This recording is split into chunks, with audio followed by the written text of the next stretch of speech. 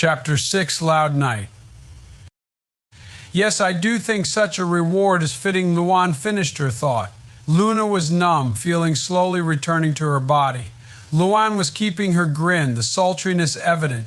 The air was becoming thicker with all implications being thrown about. Finally did those sacred words pierce the veil of their interaction. The kids. "Dinner's ready," shouted their mother. Every last child emerged from the woodwork to enjoy the day's last meal. Lynn came from her room, spotting Luan heading down the stairs. Her heart beat in hatred until she spotted Luna following her, forcing the hatred to metamorphose into pity. She pursued them to the adult table, taking her own place. Dinner came out smelling quite delectable. Lincoln was in his own spot, his mind prowling about. He was still working out when the best time for Lynn to come into his room would be, referencing and cross-referencing everyone's typical sleep patterns. The real variable was if Lily would be asleep all through the night. This was the sister he had to be wary of for sleep, given how she loved to stir in the wee hours of the morning. He ate mindlessly on autopilot the whole meal. Lucy was privy to his entire plan via Lynn. She assumed that he was eating without thought, checking his glazed eyes to confirm her suspicions. She was more interested in what Lisa was doing, observing that she was going through some notes on the dark child. They seemed to be observing each other. Lisa was undeterred, scribbling away in the name of science. Lincoln finally concluded his plan with scheduling, seeing how an hour after lights went out he could let Lynn in. Now he devoted his brain power to plotting a path that would keep her from hitting any creaking boards or bumping into a hidden object. Her door didn't lie that far from his own, but he planned ahead like he always did.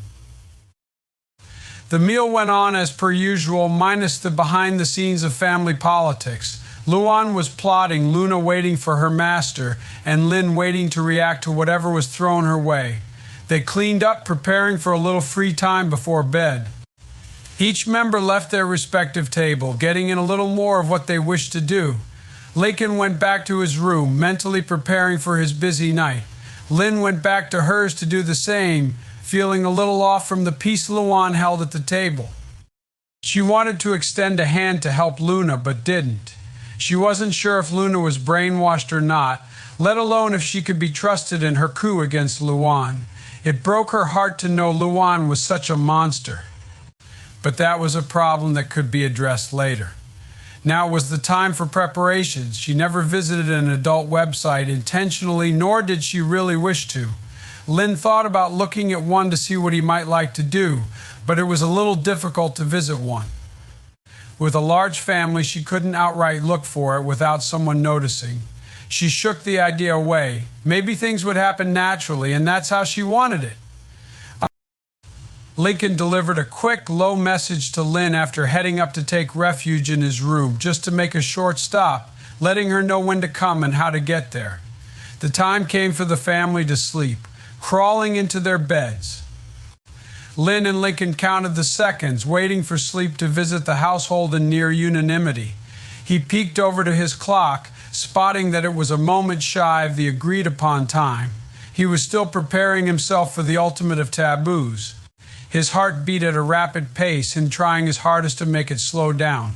His door creaked open, showing Lynn in her usual nightwear. "You still up?" she investigated, unsure of what to do if he had drifted in his wait for her. "Yeah, I'm still here," he told her, moving to turn the lamp on his desk on. She shut the door, trying to hurry before he leaked the light to the rest of the house. The light, though low, blinded him, forcing him to squint until he could look around more properly. She, too, was affected, if only slightly. She looked quite lovely in the low light, in his opinion. The air seemed to have taken on molasses-esque properties. He was forcing all doubts and nervousness down, hoping to look like he knew what he was doing. Lynn saw his efforts, even with him trying his utmost to suppress what she, too, felt. It was nearly comical, bringing a smile to her lips. He saw it and felt more nervous. He could tell she was just as afraid as him, not forcing it all down her throat to make for bravado. It was rare for him to ever see her start doubting her choices, with her carrying on with them anyways. "Are you still sure about this?" he queried, not sure if she had changed her mind. He wanted what was best for her, not wanting to force her to do something she wouldn't do on her own. She looked away, stepping over to his chair to sit, staring at the floor once she was off her feet. He still stood waiting for an answer, willing to carry out her request. "Have you ever kissed a girl, Lincoln?" she asked out of nowhere. He took a seat on his bed, looking at the sister who sat across from him. "Well, I did kiss Ronnie Ann a few times," he replied, unsure of where it was heading. She looked a little surprised, having forgotten when he told his sisters about the bully and they told him to kiss her. She slouched a little further in her chair, gazing at the floor. "Certainly more experienced than I am," she uttered with a single chuckle. He still couldn't get a proper read on the atmosphere. She moved her gaze from the floor to him, comfort replacing almost all of her jitters. "I've never dated anyone before. I didn't know why, but I think I do now," she was smiling. A good indicator for Lincoln into her own inner dialogue. He seemed to relax a little more. "My only worry," as she paused, a blush planting itself upon her cheeks, "that I might not be good enough." He heard this, wondering what she meant before it hit him. A blush appeared for him too, forcing his eyes to look at the ground. Her blush merely grew hotter and hotter. "It's all right," he spoke, still looking at the floor before he maneuvered his head back up.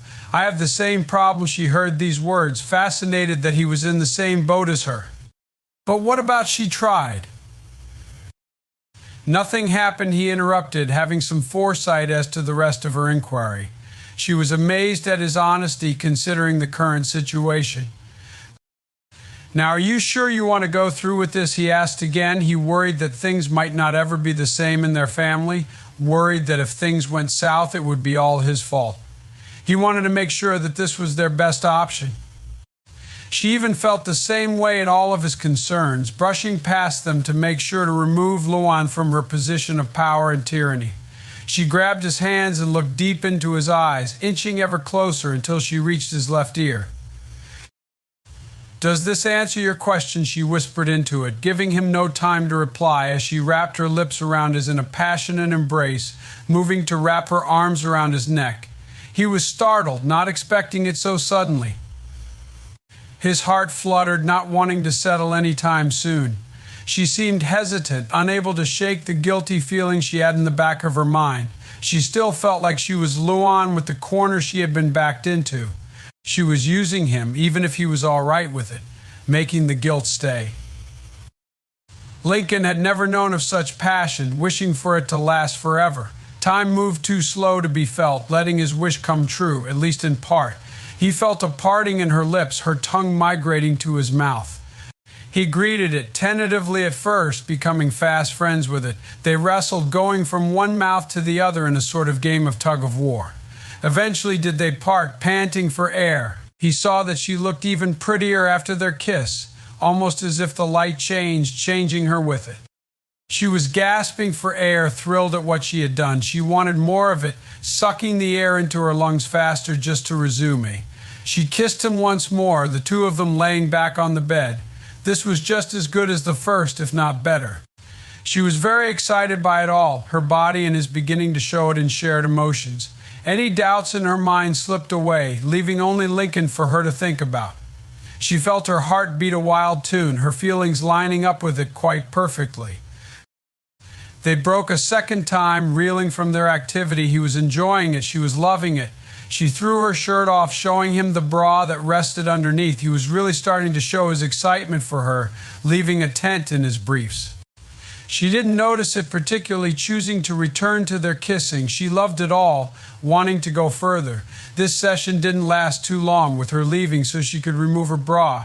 It came off, showing the small mounds of breasts it supported.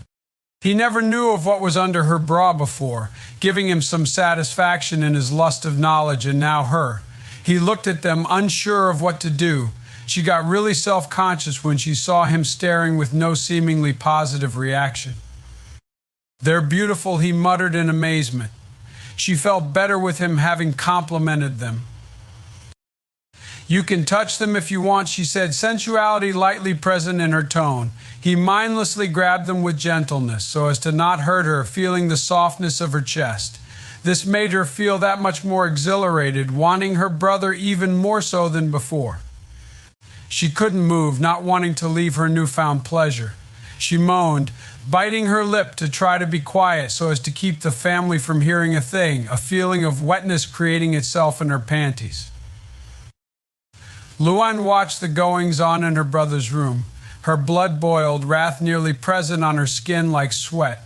She was watching via a camera she'd set up in his room, trying to make sure to dig up any and all evidence for her to be rid of Lynn. Daggers came from her glare, stabbing Lynn endlessly. She wanted to turn away, wanted to pretend it was nothing in her world, but just like a car crash, she couldn't turn away. She mindlessly dug her nails into her palms, the strength increasing with each moment she stared at the couple.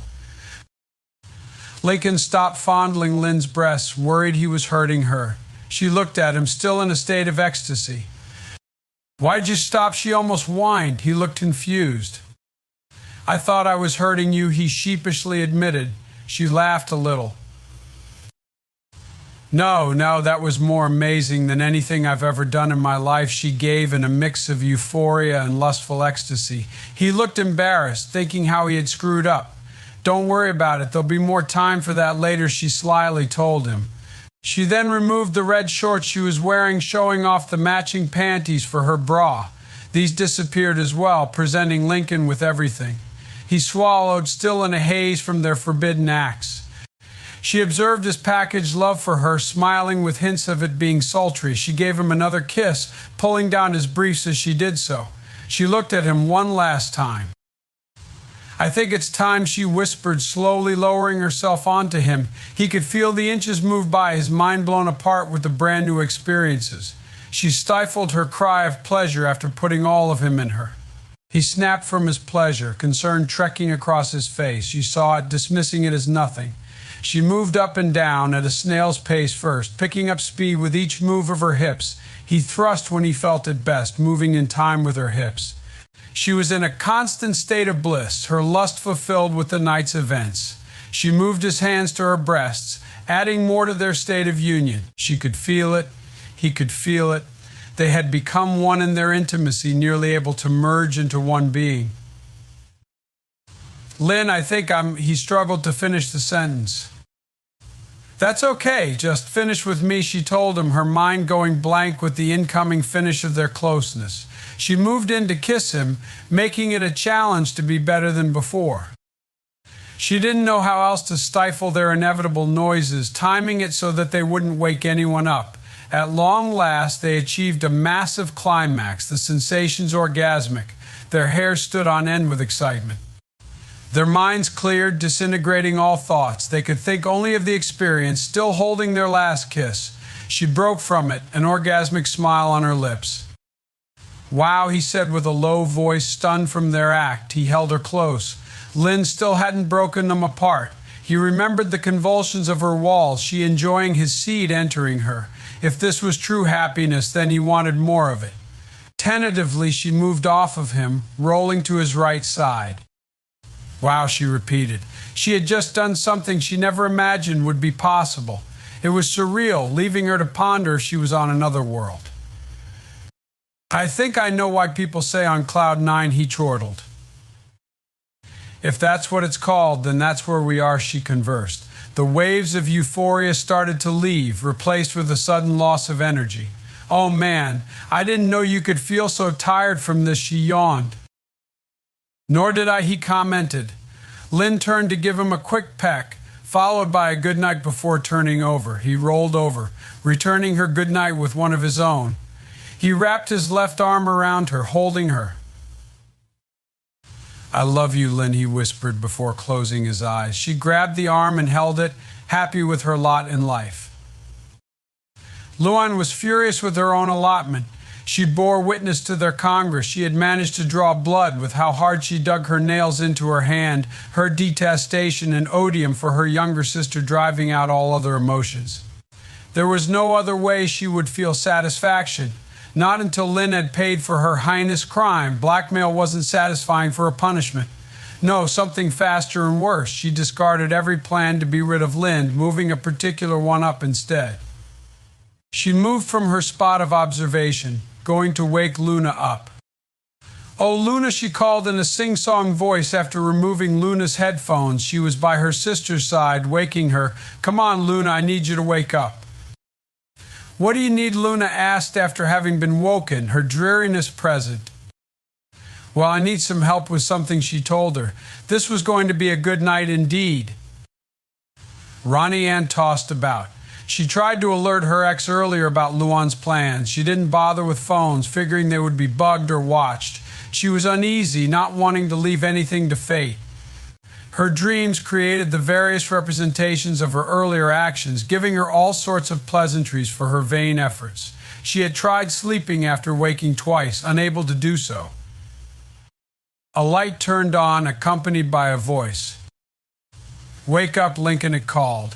He obliged it, narrowing his eyes to adjust to the light.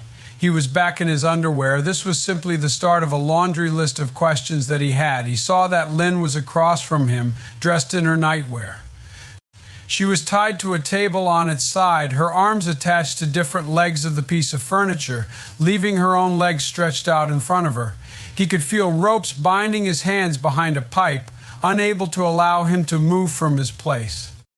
"Good evening, Lincoln," the voice called again. He recognized it as Luan's. Or should I say morning instead? A light chuckle followed the words. She began her descent down the basement steps, looking as if there was no big problem to what was before her. Luna was at the base of the steps, shame and guilt apparent from her posture. She was hoping that nothing too depraved could happen before Luan was stopped. "What the hell is going on?" Luan Lincoln grilled his older sister. She reached the bottom of the steps, moving still at her steady pace. "You see, your sister here did something she wasn't supposed to." Luan started with her deliverance of the sentence, indicating Lynn in her address, and so she has to pay the price. Luan focused her gaze to Lynn, a Machiavellian Cheshire smile posted onto her face.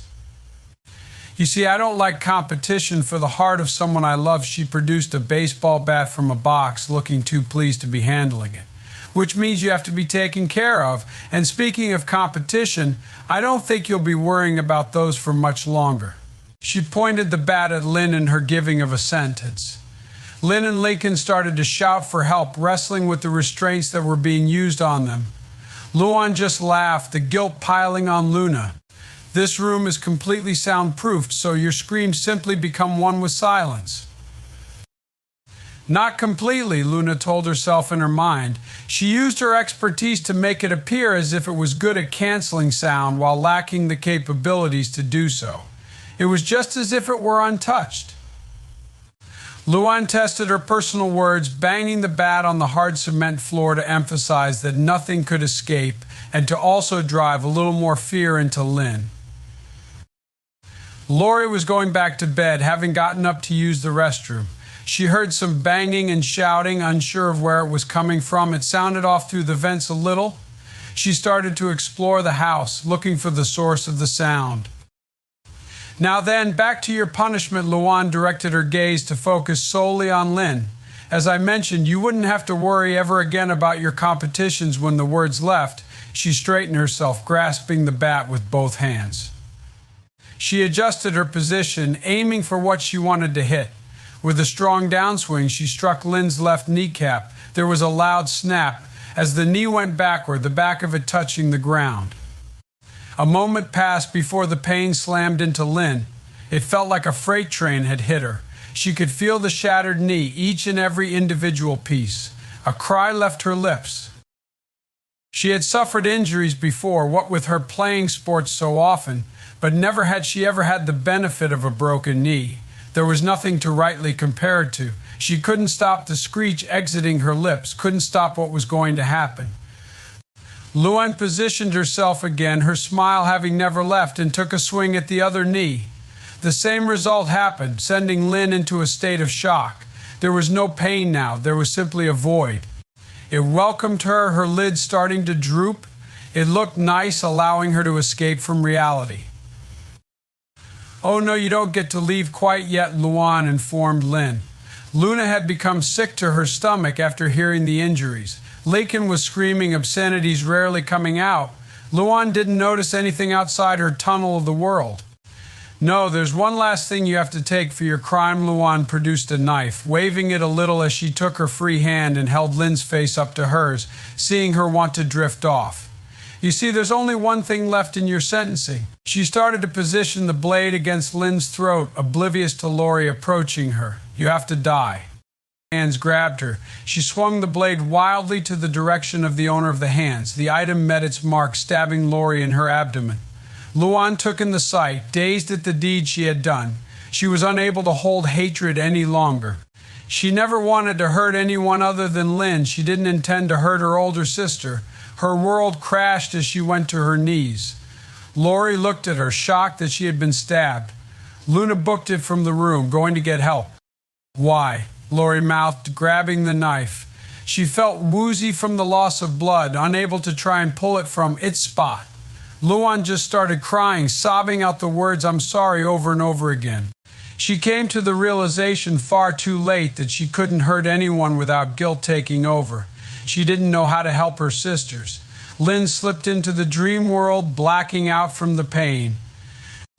Lincoln was tied up, not able to help his sisters in any way. He stared, tears forming in his eyes. He saw his father fly down the stairs, rushing to Lori. "Come on, Lori, stay awake for me," he begged as he saw her eyes start to wander, applying pressure after removing the knife. Time went on far too long. Luna returned, untying Lincoln and Lynn before helping with Lori. Lincoln heard sirens coming to a halt outside the house, not doubting the entire family had been woken up by this point. He saw the E.M.T. rush in, taking over for his father. One attended to Lynn, running through the normal procedures, while a couple others dealt with Lori. They wheeled Lori out, taking her as fast as possible, grabbing Lynn afterwards. The family shuffled outside and traveled to the hospital as fast as the devil himself could go. The world was a blur to Lincoln. They arrived at the hospital, frantically checking in at the desk about their relatives. They both seemed to be in the ICU, their wounds being tended to. This still didn't settle their worries, the sisters mumbling amongst each other and anxious. Some moments passed before a couple of police officers showed up, greeting the family. "We're looking for a Luan Loud," one of the officers told the family. Luan limply raised her hand, still dazed and out of touch with reality. "All right, Miss Loud, we're going to have to take you in for questioning," he said, slapping handcuffs on her. The family was unable to comprehend it all. Her sisters wanted to halt the proceedings, wanted to tell him it was a mistake, but were immobilized. "We also need one of your parents to accompany us for the questioning," the other officer spoke to the family. The parents deliberated before they agreed on who would go. "I'll head with you," their father stated.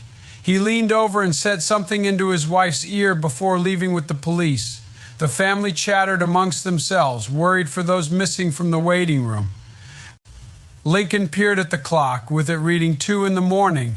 A nurse came from behind a set of doors, approaching the family. "It seems we have to perform some emergency surgery on both of your children, so do expect an update in about an hour. You have my condolences," and she turned, disappearing behind those doors. They chatted some more, a great excitement riling them up, each nodding off to their previous states with the passage of time.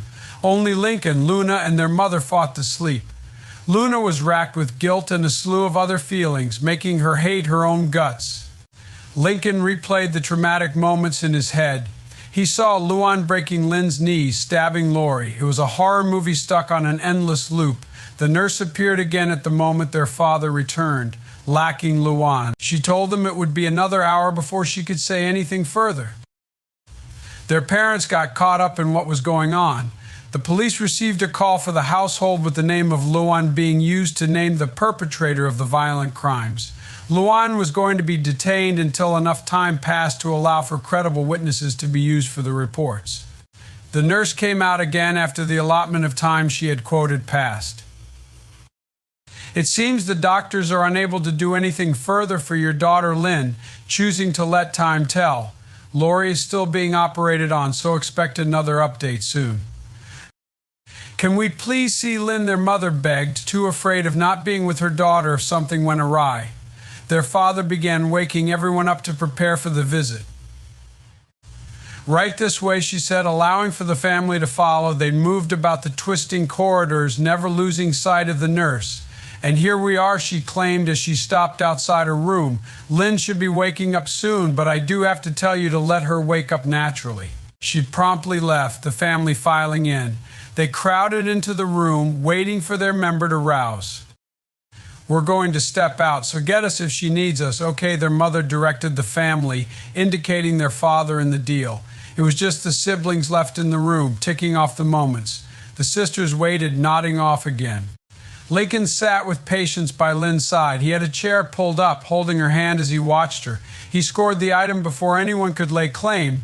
He could hear the clock on the wall, counting the ticks as it worked. Lynn started moving, catching his attention, her eyes open, looking at him with a tired look. "Oh, hey, Link," she greeted, the anesthesia wearing off. A smile placed itself on her face, trying to provide him with cheer, whereas she stopped mid-sentence. Confusion danced in her expression. "Why can't I move my legs?" he stared, a somber lump hitting his throat. "Lincoln, why can't I move my legs?" Her heartbeat monitor began making sounds more rapidly. "Lincoln, why can't I move my legs?" she repeated. Panic was taking hold of her voice. The monitor was going even faster. "Lincoln, why can't I move my legs?" Her voice was getting louder, the monitor still emitting faster. He could see her panic growing. "Lincoln," she asked, her heart racing quite fast for what it should be. She was trying to shift herself, failing to operate her legs. She could feel them there with her hands, see them even since she tore off her blanket. She just couldn't move them. Tears began to form, her heart monitor going crazy. She entered hysteria, attempting to thrash her legs about while nearly screaming. Lincoln just held her in as best a hug as he could, tears flowing down his own face. The family woke, grabbing their parents as they tried to comfort their own kin. What started off as the best night of the couple's life transformed into one of abominable horror.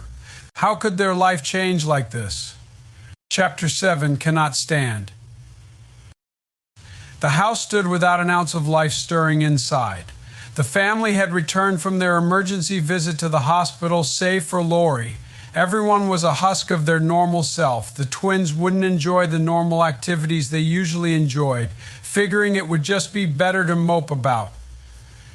Lenny was afraid to be in her shared room since it felt infinite in its emptiness. Luna was in her room, a mess of emotions. Lily didn't understand what was going on, but was sad nonetheless. The only people that didn't appear to have changed on the outside were Lisa and Lucy, though each were handling things in whatever was to help them in the turmoil that encompassed their family. Lynn sat in her room, the blue sky becoming gray in her eyes. She echoed the words and scene from the hospital in her head. "It'll be a miracle if she ever walks again in her lifetime," the doctor informed the family. Her very fears from her love of sports came to pass. The doctor had explained that the damage to her knees was severe enough that her nerves were nearly obliterated. She would have continued to shed more tears, but she ran out hours ago. Now she had to sit and become acquainted with the only form of mobility she had. Her spirits lay broken, reminding her of her knees. Lincoln lay on his bed, traumatized from the ordeal. He couldn't stop the world of pain for his girlfriend, couldn't help her walk anytime soon. He felt useless. The world sat in constant pain in his mind. Maybe this is how Lucy feels, he thought to himself, attempting to bring some sort of joy to his heart, failing beyond belief. He recalled the events in which he had to give a detailed account about the attack on his sister. Having to relive that hell was awful, but probably not as awful as it was for his girlfriend. "Son, can you please tell us what you saw?" the grizzled cop asked from across a cold table. Lincoln was terrified of the location, even if he wasn't the one in trouble. His father sat in the room with him, watching as his son had to tell the cops a tale in which a daughter of his might be tried as an adult. Neither wanted to put their kin away for a long time, but lying to the cops wasn't a pleasant experience to deal with either. He began recounting the events in the basement, omitting what led up to the capture. All right, the cop spoke softly as he recorded what was said. So can you explain to us why your sister, Luan, is claiming that she broke your other sister, Lynn's kneecaps because she loved you? Lincoln felt his heart drop. He had to say something, anything, to keep the cop from looking too much further into his love life. What do you mean, love me? He answered, hoping to allow for a path to let him pass unscathed. It appears that she loves you in more than a sibling kind of way. We were hoping to get some further insights into why the cop replied in his gruff voice.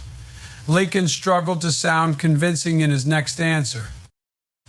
I didn't know she loved me like that. The cop stared at him, eyes hiding behind sunglasses. Lincoln felt sweat forming. Well, at least we've got some more answers for this story. I'd like to thank you, Mr. and Mr. Loud, for your time. It's simply easier to have a parent present for these kinds of proceedings. Do expect to hear from us again when we have more for the case. As he left, Lincoln returned to his current place in time. A sigh escaped his lips. I hope Lori gets better soon, he mumbled to himself. Luna stared at the ceiling, unable to look the rest of her family in the eye. It was her fault that she was down 2 sisters in the house, leaving a third a cripple. All of her tears dried up, leaving a barren wasteland for her despair. She was unable to bring herself to pick up her guitar, fearing she would be wandering too much in her inner machinations to focus on a tune. The hospital scene played out all too fresh for her. She remembered the doctor telling the family about all of their current problems. We've had to put your daughter Lori in a coma due to some minor complications after surgery. I'm sorry to be the bearer of bad news, he told them after telling them of Lynn. Luna felt like it was all her fault, despite the circumstances. She tried to pass blame from herself off to Luan, only to return the pain back to herself. The police she had to speak to weren't much better in their line of questioning from the blame she held for herself. She was at the station with Lincoln and her father, unable to attest to anything without the parent. It bought her time to keep from telling a complete lie. Her father returned to her, heading back in with his daughter. Miss Loud, we have need to ask what you were doing in the basement during the attack on your sisters and brother, the cop asked. He was of quite a grand age, looking ready for retirement. She started, not sure if she should actually say what she wanted, being blackmailed into being there. The cop looked at her funny, intrigued by the tale she was telling. Her father was sharing the same look as the cop. Could you please elaborate for us, the cop requested. I would like to plead the fifth, she said, hoping to finish the questioning rather quickly. The police still kept up with some follow-up items, getting a lack of answers before finally thanking them for their time and allowing them to leave. She didn't want this memory to have been reality. She prayed that it was still some crazy dream she'd wake up from. Luan sat in her holding cell, leaving her head in her hands as her guilt overtook her. The world was surreal, moving and feeling like it was an awful dream. Her reality was far from where she wanted it. They even placed her on suicide watch after observing some of her behavior. She sat there, not believing for 1 second how she could have attempted to kill one sister and stabbed a second. She loved Lincoln, but was it too much love? Her war that raged inside her never eased, instead having been riled up more and more. She spilled the beans about what she was doing and why. She never told them about having video evidence against any siblings, having told them all that happened in the basement instead. She wanted to turn to her sisters, to her brother, to her family, and say sorry, and that would make everything magically better. But no, this was the real world. She had committed atrocious acts against those she was to help feel better and care for. She started shedding tears, remorse finally filling the void she had dug in her spirit against her family. She wanted to know if Lori was okay, or if Lynn was able to run in a few weeks. Man, trying to kill family really bit you in the ass, she thought, unable to keep her sniffles and sobs from escaping. She just wanted to go home. Lincoln moved out of his room, wanting to just wander about the house, stopping when he was about to pass Lynn's shared room. He knocked. No answer came from across the door, leading him to open it. Lynn was staring at the window, slumped in her wheelchair. She didn't seem to notice the world passing by her. Lynn, he called, worried if there was a problem. Go away, she told him, replying like it was anyone else that had come into the room. He ignored her, moving over to her position and resting his right hand on her left shoulder. She let out an exasperated sigh before facing him. Yes. I just wanted to see how you were feeling, he admitted to her, wanting to find some way to raise her spirits. Well, she trailed, looking to each side of her new wheeled legs. I guess I could be better off. She looked at the floor, depression having settled in. It could be worse, he told her, hoping she and he would see the bright side in it all. It did nothing but let her finally snap. Ow. How could it be worse? She started to rant and rave. Well, you could have been killed, he countered. I wish I was killed, she told him. No, you don't. Not only that, but at least you can park closer to places, he pointed out, hoping she would lighten up. How does that help me any? That's what one benefit in my life, she continued. I can't even play sports anymore. Do you know how it feels to not have the ability to use your legs? She berated, not stopping when his spirits began dampening. I can't play football. I can't participate in extreme sports. Hell, I can't even be a part of baseball anymore. She couldn't bear yelling at him. Lowering her voice as she returned her gaze to the floor and put her hand on her cheek as she used her arm for a crutch. This whole thing is my fault. No, it's my fault, he claimed, causing her to move to stare at him. If I was never born, then Luan wouldn't have tried to kill you. She wouldn't have hurt Luna. He was stopped when a slap came across his face. He moved a hand to touch the point of impact. Don't you ever say that, Lynn growled at him. He was running on all cylinders looking for a proper reply. Say what? Don't ever say that it was your fault, she elaborated. He seemed hurt that she would become so hostile at his words. Lynn, how do you think I feel about you saying how you wished you were dead, he pointed out, aiming to get past her guard. She tried to move her mouth, tried to make it work, but was cut off by her brother. You know damn well how I hate you saying that. It's bad enough Lori's stuck in the hospital and Luan's locked up. You don't need to pile on, he scolded. She faced away from him, closing her eyes and began pinching the bridge of her nose. Lynn, I know what you're feeling and I want to help you. He swept her into a hug, bending down to grab her with both arms. I'll help you walk again, he spoke lowly, trying to not blast her ear with his voice. Lincoln, you heard that doctor just like I did. You know, Hoshi tried to say. I know what the doctor said. I don't care if it takes the rest of your life, he began to tell her. I just want to see you happy again. Her very heartstrings had been plucked. She embraced his hug, finding a new well of tears full of happiness. Lucy opened the door to the room Luna used to share with Luan, spotting Luna curled into the fetal position and facing the wall. Are you okay? She asked, not expecting an immediate response. Luna adjusted her head to peer at the visitor, turning back after recognizing who it was. Go away, Luna demanded in her gray tone. I'm sorry for what Luan did to you, Lucy tried, enforcing her older sister out of her shell. I said go away, Luna commanded in a slightly louder voice. I'm not going to let you sit here and tear yourself apart, Lucy gave as her ultimatum. Luna sighed before moving to a sitting position on her bed. What do you need? I just wanted to make sure you were doing fine, she claimed, hiding some of her ulterior motives. I don't think I'll ever be fine, Luna admitted. And why's that? Because I'm a monster, she berated herself, not stopping with those words. I love our brother. I tried to sneak a peek while he was showering. I even could have stopped what happened in the basement. Her eyes started to swell to the brim, but I didn't. Lynn's a cripple, Lori's stuck in a coma, and it's all my fault. Lucy stood in what seemed to be her usual fashion, not moving or talking. And the worst part is I'm going to burn for my choices in life. Luna, what Luan did wasn't in your control, Lucy stated. You weren't the only one able to stop it. Luna stopped her despair, curious to what she was talking about. What? I said you weren't the only one able to stop it, she repeated, a slight quiver in her voice. What do you mean? Luna expounded. The sister that stood in front of her seemed to lose her typical demeanor. I was the only other one who could have stopped it, Lucy cracked, revealing a level of vulnerability never seen by her siblings. Luna was unable to see her eyes, but did see the trails of water starting to move down her face.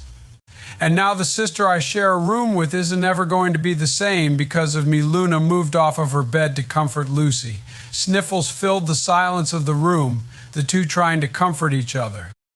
Ronnie Ann held bags under her eyes, the result of her lack of sleep. She couldn't shake the feeling of a disturbance within the Loud family. She looked at her phone, choosing at long last to send a text to her ex-boyfriend. Maybe they could talk and she could gather information on what was happening with him, possibly lend her assistance in his sister's fight against Luan. The message went straight to its intended recipient. She made the decision to head out from her room to enjoy the rest of the house. Ronnie Ann came to the landing at the top of the stairs, catching her brother seated on a chair with his face in one of his hands. She went to her brother, wondering if something was wrong. "You're home early," she commented, curious to the reason he had for leaving work before his shift ended. "Oh, hey, Ronnie." He looked up to greet his sister with as cheery a voice as he could summon. He threw on a smile for a facade, his eyes selling him out with how red they were. "Did you get fired or something?" she asked, knowing that this wasn't the case, as it seemed to be a near regular expectation whenever he acquired a new job. "No, it's nothing at all," he lied, trying to keep up appearances for his sister. She could see past his excuse, furthering her determination for the truth. "Come on, Bobby, you know full well I won't stop until you tell me what's going on," she warned in a rather aggressive tone, even for how soft it was, bluffing him into telling her. "It's just," he fidgeted a little, rubbing his chin while he thought of how to break his news to her. "I found out while on lunch that Lori had been stabbed and that she's in a coma."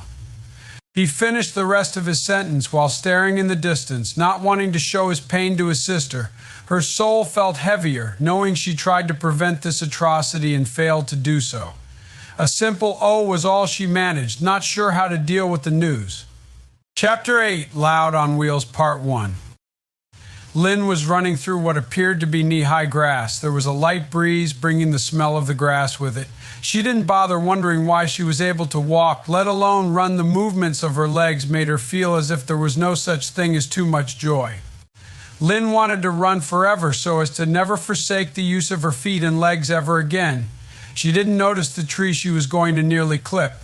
Instead, the sun felt warm and friendly, beckoning her to soak it in with closed eyes and outstretched arms. She came upon the tree, nearly passing it before something connected with her left knee, pressing it backwards. Her eyes shot open. The sun was no longer friendly and warm due to the sky having been turned cloudy and dark. She looked at the knee, spotting the rather obtuse angle of which it had acquired. She wanted to cry out, wanted to pass out, but couldn't. Luan appeared from the other side of the tree, holding the bat she used rather smugly. It leaned against her shoulder in a lazy carry, one hand holding onto its handle. Lynn had tumbled to the ground. Not seeing the grass had shrunk to a point low on the ground. Luan's braces seemed to glint even in the deadened light. Lynn stared in fear, unable to crawl away. My, it seems you've taken a bit of a beating," Luan commented, swinging the bat down to strike the other knee just to emphasize the last word. It wasn't left in as horrid an angle as the other had been, but the destruction still rang in Lynn's ears. She couldn't do anything but stare. Her mouth lacked the will to work, her arms the courage. Luan threw away the bat, letting it land on Lynn, who paid it no mind. She approached the prone girl, not caring if her own life was in danger. She grinned even wider, destroying Lynn's mind further. Luan took the bat after Lynn was unable or unwilling to grab it. "Well, as they say, batter up," Luan stated, swinging the bat into Lynn's left arm, or should I say down. She took another swing, hitting Lynn in the abdomen. The younger sister began curling up, trying to do something to protect herself. "Please, Luan, stop," she begged, her voice finally returning. The comedian laughed at the sight before her. You want me to stop, she repeated, trying to stifle her laugh, only to laugh even harder. I don't think I can stop. You see, there's still the matter of your punishment. Lynn's eyes went wide, her heart beating faster. You never got the proper punishment. So I'm going to finish what I started with those final words. She began swinging her repurposed piece of sporting equipment. She moved from the legs to the arms, not letting up for 1 second. She finally stopped after a few swings into her younger sister's abdomen. Lynn couldn't move a muscle. Every bone felt shredded. She wanted it to end rather soon. Soon it'll all be over. Soon, Luan claimed, slamming the bat across Lynn's chest over and over. Lynn couldn't breathe. Her chest felt like it was on fire. Lynn, come on, wake up, a familiar voice started commanding her from the darkness. She was being shaken, unsure if it was from the bat slamming into her. Come on, it's okay, Lynn. Just wake up. It'll all be over soon. Just wake up. Lynn opened her eyes to see that Lincoln was standing over her, gently shaking her. She was on the floor, her legs having stayed on the bed to the best of their abilities. She was pale, her breathing rapid. Lincoln looked quite worried, nearly ready to run off for his parents if need be. Lucy was behind him, not sure of what to do. She had run to grab Lincoln after hearing her older sister screaming in her sleep. It was while returning that they both heard the thud of the girl hitting the ground from her bed. Lincoln, she called to him, unsure if this was the real world. She tried to move her legs so as to fix herself, but failed, making her look at them in confusion. He knew what she was trying to do, gesturing to Lucy to grab Lynn on the other side of her body. Together they hoisted her onto her bed, unintentionally taking a small chunk of dignity from their older sister. No matter how long she lived, she would never get used to the lack of legs she had taken for granted. Lynn began rubbing the sleep from her eyes. Are you all right, Lynn? He questioned, wanting to make sure she hadn't harmed herself. She seemed to be thinking rather intently, forming some choice of words to give him. I'm fine, Lincoln, she half-heartedly answered, hoping it would be enough to throw him off of her problems. He didn't buy the products she presented before him. You're not fine. Please tell me what's wrong, he pleaded, adding, I want to help you, Lynn, as he moved to sit on the bed. Lucy took a seat on her own bed, afraid to interact with her siblings. Lynn looked toward the wall, averting her gaze from her brother. I told you, Lincoln, I'm fine, she asserted. He wouldn't back off from his position. He stared at her, wishing for her to open up. She tried to turn around so as to avoid his stare, but failed once more to remember the uselessness her legs provided her. She was struggling to hold back her emotional pain, tears wanting to roll as she recounted the nightmare in her mind. It boggled her mind that someone within their family could do this. He saw that she was ready to shake, not sure of why, but knowing full well it wasn't because of nothing. I'll be downstairs if you need me, Lincoln informed her in something that resembled a huff. Wait, Lynn commanded, stopping him dead in his tracks. I kind of need your help with something, she forced out to give him reason to stop, the volume dropping off throughout the sentence. He then gestured for her to finish. I need to take a shower and I can't get out of the tub, she explained, the words grating her pride with a slight blush to accompany it. He nodded and helped her from her bed, Lucy coming over to assist on the side opposite of Lincoln. Lynn and I barked at them to set her on the floor, not wanting to feel humiliated any longer than she had to. She walked on her hands to the bathroom with Lincoln following close by. Lucy knew to let them have their private time together, disappearing off to another part of the house altogether. Lynn tried to open the door, but the handle was just a touch too far from her being able to grasp it properly, allowing her fingers to slip on its brassy finish. She sighed in frustration, cueing Lincoln to open the door for her. She loathed the feeling of helplessness that encompassed much of her life. Lynn brushed past the still opening door with Lincoln stepping in after her and returning it to its original position. The day was still rather early, but that wasn't why no one stirred. The linoleum felt cold under her hands, not like she would mind too much since a nice shower was on the way. Lynn grabbed the wooden step stool, adjusting it so that she could get in without much worry. Lincoln was unsure of what to do when he saw her start stripping out of her nightwear. The nonchalantness of her actions was rather odd for him, considering how he was always taught to be polite and not to look at his sisters when they were naked, with more reasons than he cared to remember on why not to do it. She grinned a little at his attitude toward her nudity. "Oh, come on, it's not like you haven't seen me nude before," she teased, adding fuel to his embarrassment.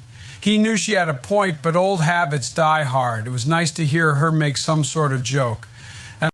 "I need you to turn the knobs for me," she told him. Whatever smile was there had now vanished. He obliged, still refusing to look at her nudity. "At least I think I know how Clyde feels around Laura," he passively thought, not realizing the name he had used. He, too, lost some of the happiness he had garnered from this early in the day. Worry invaded his heart. "I hope she wakes up soon," he thought solemnly to himself. At least now he had Lynn right where he wanted her. He could seek his way into helping her with her problems, whether she wanted his help or not. Luan was startled awake by the clanging of the cell door. She didn't know what was going on or if she was going to be moved somewhere else. All she knew was she couldn't sleep much. It led to her falling asleep in the middle of the day, even if she didn't want to. In stepped an elderly black woman who looked to be dressed in appropriate garb for the prison, even if it wasn't a uniform, gripping some sort of folder and clipboard. Following her was a guard, ready to restrain Luan if necessary. "Good morning, MS Loud. I'm Dr. Carisha," the woman spoke, extending her right hand.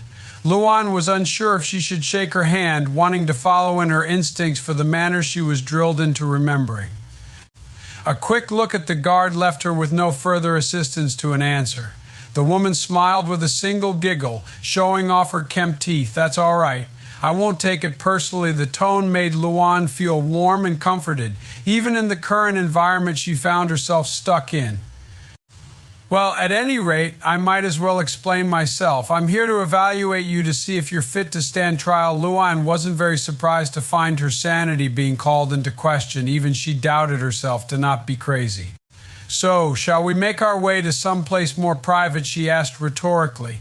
The prisoner stared at the doctor, not sure of what to do before the guard came over to her. Luan was ushered out of the cell, put into shackles, and forced down a series of hallways. She thought about her life choices the whole time she was held. She constantly questioned everything about herself, never once receiving a solid enough answer to give herself. They eventually arrived at the door that led into one of the interrogation rooms.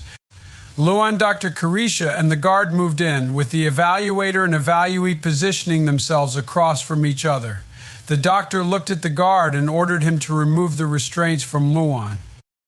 He looked ready to argue otherwise before a cold look placed itself over the face she used for Luan. He obeyed, and Luan was freed of her handcuffs. Luan could see the one-way mirror from her side. "All right then, I'm here to evaluate whether you're fit to stand trial or not. I am also here to explain how and why you're facing a potential trial, along with the evaluation of your mental state, so as to help in the decisions and sentencing should you be found guilty or unfit to face trial." "Do you understand?" the woman queried as she adjusted what Luan assumed to be her reading glasses. Not once did she look up as she spoke, giving all of her visual attention to setting everything up that was in the folder.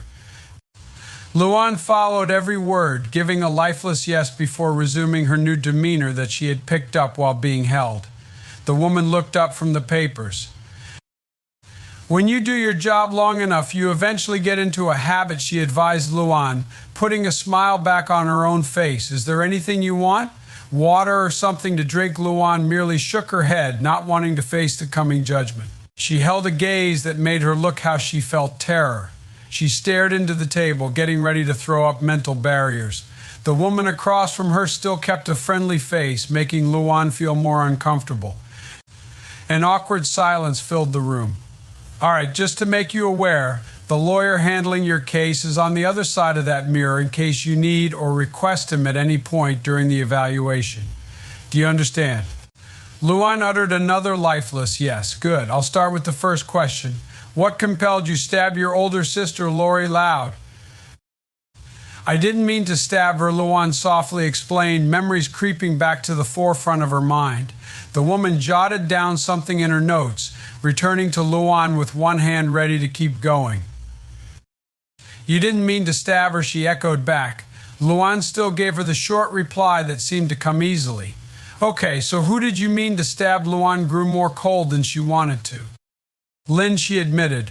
Her throat felt slightly dry.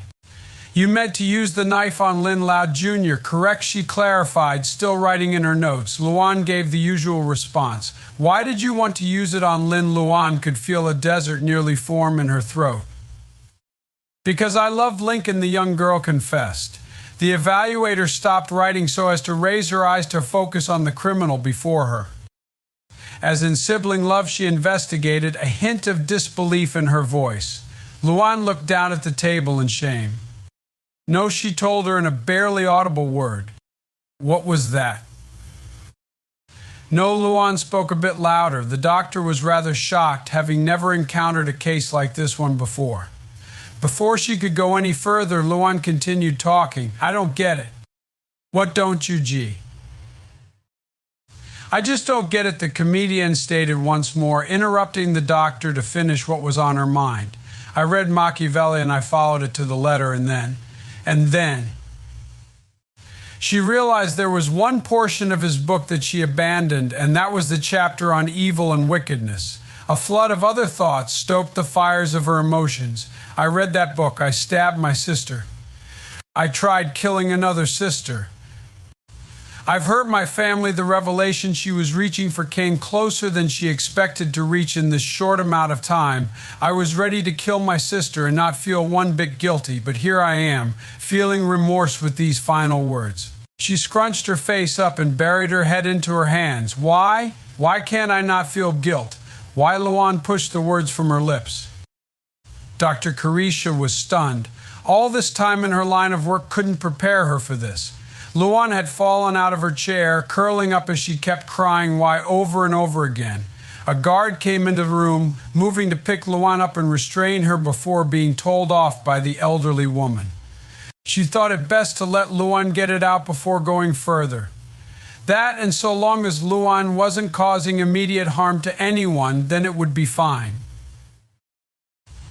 "MS Loud," she called, trying to get the girl's attention. "MS Loud, why do you feel guilty?" She chose to take an interesting approach and address the potential convict in a blunt manner, hoping to drive her out of this state. It seemed to work as Luan stopped in her wallowing. What she stuttered.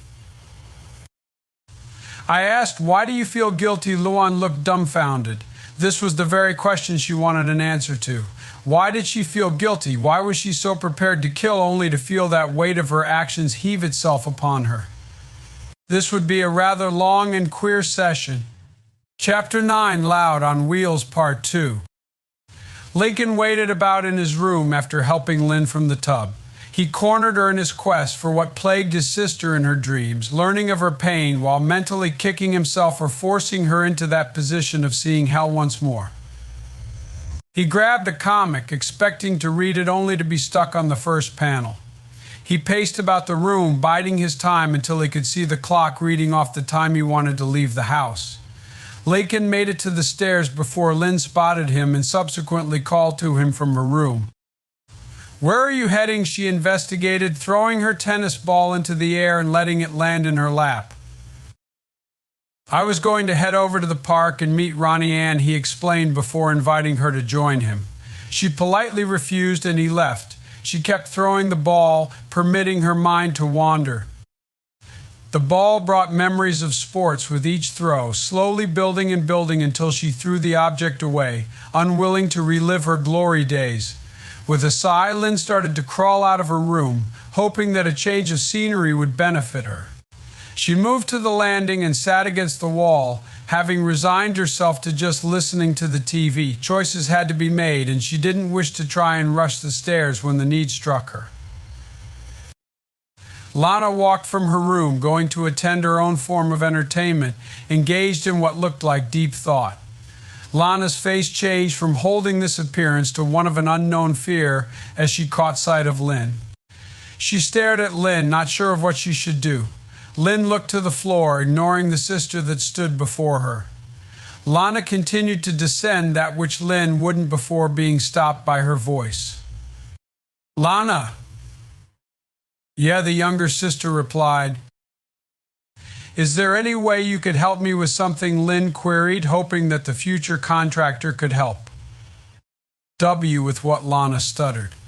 Lynn hesitated, making sure she had the right words to portray her request. "Well, a couple of things, really. Could you build me a set of steps from my bed?" Lana left the air with silence before responding. Sure, I can do that," she stated, nodding her head while envisioning the dimensions needed. "And is it also possible that you could build some sort of chair for me so that I can use the stairs?" Lana looked at the stairs, trying to visualize what could be done with the potential project. "Maybe, I guess, but I might have to get Lisa to help with that, so I don't know," the young girl gave with honesty. Lynn felt a smile tug at the corner of her mouth just from the potential of the project. She returned to listening to just the TV, and Lana continued to the ground floor of the house. She closed her eyes before throwing them open again due to the nightmare that was her alarm. She couldn't even close her eyes without some reminder forcing its way into her life of how her sister could be more akin to a monster than human.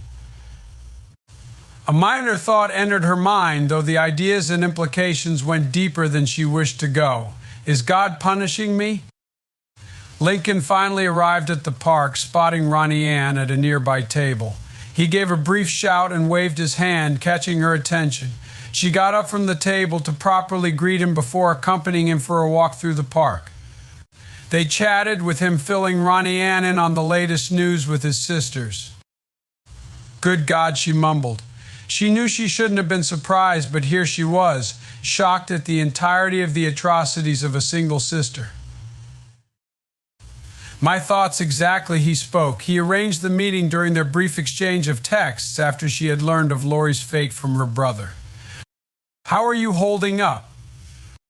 "Well, I guess things could be better," but he trailed.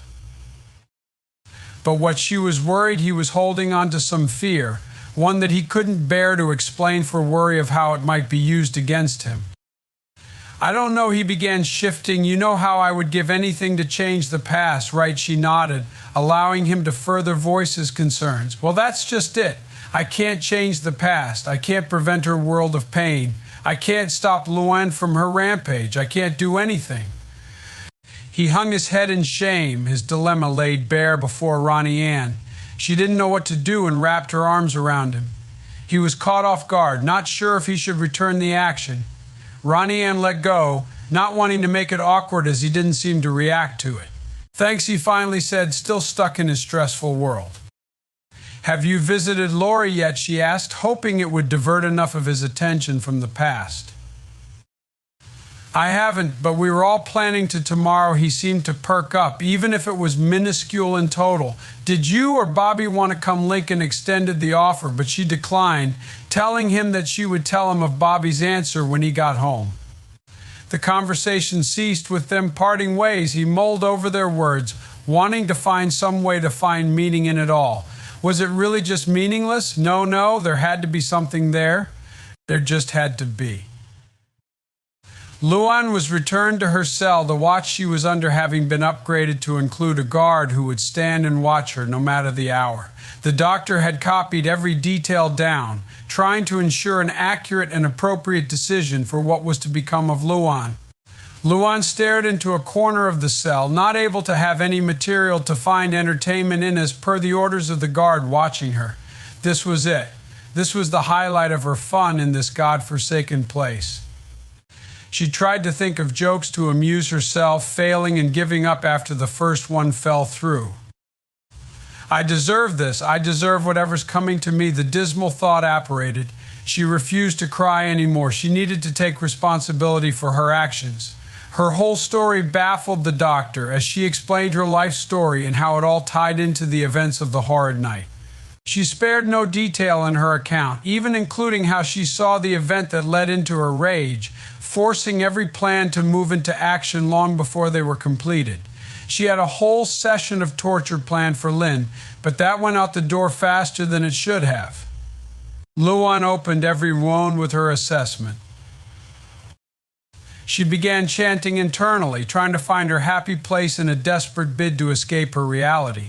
She believed in the fact that she needed to be punished for her egregious sins, but there was only so much anyone could take before they felt like they began losing their mind. She curled up on the bench, further removing herself from reality. The clangs of doors and shouts of inmates disappeared from her ears. They never faded, just simply disappeared. She moved her head to look up from her knees. There was nothing but blackness in the bench she sat on. Luan stood up and looked all about her, finding that there was nothing else, for even the bench vanished. A spotlight turned on, blinding her. She threw up her hands to lessen the light as it blasted her. A familiar voice began speaking. How could you? Luan turned to see the speaker was none other than herself, sitting behind a desk that looked as if it belonged on a late-night talk show. Her doppelganger held a look of disdain and pure hatred. Luan looked at her, afraid to even breathe in its presence. How could you? It spoke again, the voice filled with ever-growing rage. Luan stammered, trying to defend herself. How could you hurt your family? Another voice stated. She turned in its direction to find it was her parents, sitting in what appeared to be an area reserved for an audience when a show was being taped. Her mother was softly sobbing, her face buried away from their criminal daughter. Her father glared, presenting a face of disappointment, anger, and disgust she never thought was possible for a man like him. How his voice reached her ears again. She tried once more but failed with getting any farther in her defense.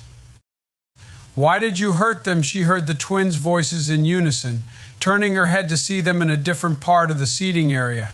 Their faces were fear incarnate, looking ready to cry. She couldn't even begin to get a sound to leave her mouth. I can't believe you did that, Leni voiced, coming from elsewhere in the seating.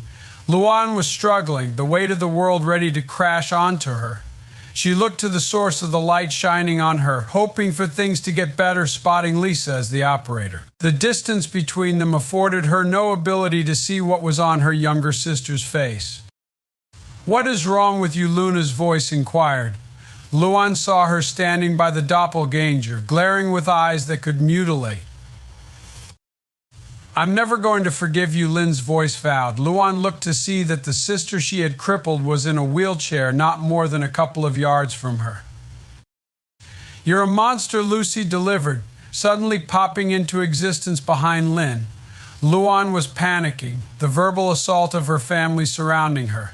She heard the heavy breathing of someone wearing a mask. She looked to see that a couch had sprung up opposite the desk with Lori sitting on it, an oxygen tank on the ground with a mask running from it to her mouth. All she did was stare at Luan, her look speaking for her as she continued to breathe. You disgust me, Lincoln informed her. He was sitting in a chair that placed itself next to the couch. Luan looked at him, pain presenting itself at an exponential growth on her face. You are an absolute monster. His barrage failed to take into account her own feelings, never letting up. How dare you do all this? How dare you ever think I could love you?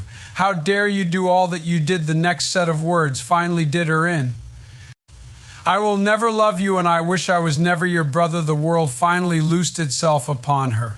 She tried to spew something out to appease her family, to defend herself, to earn some amount of redemption. Her family began their assault again. This time they weren't going to let up and began destroying her with their words. Luan began screaming, attempting to bring herself back to brutal reality. She never let up in her screaming, closing her eyes and pulling at her hair to remove herself. She heard the door of her cell open, the footsteps of the guard rushing in. She still didn't open her eyes and squirmed when the guard tried grappling with her. A pain presented itself in her arm, the feeling of calm coursing through her veins. She fought it as much as she could, barely conscious of the fact that more guards had come into the cell and began moving her elsewhere. She didn't know where they were heading, only that it was away from her abode. I really must be crazy, she thought to herself, eyes feeling heavy in spite of them being closed. Her emotional pain continued to haunt her, despite the passage of time.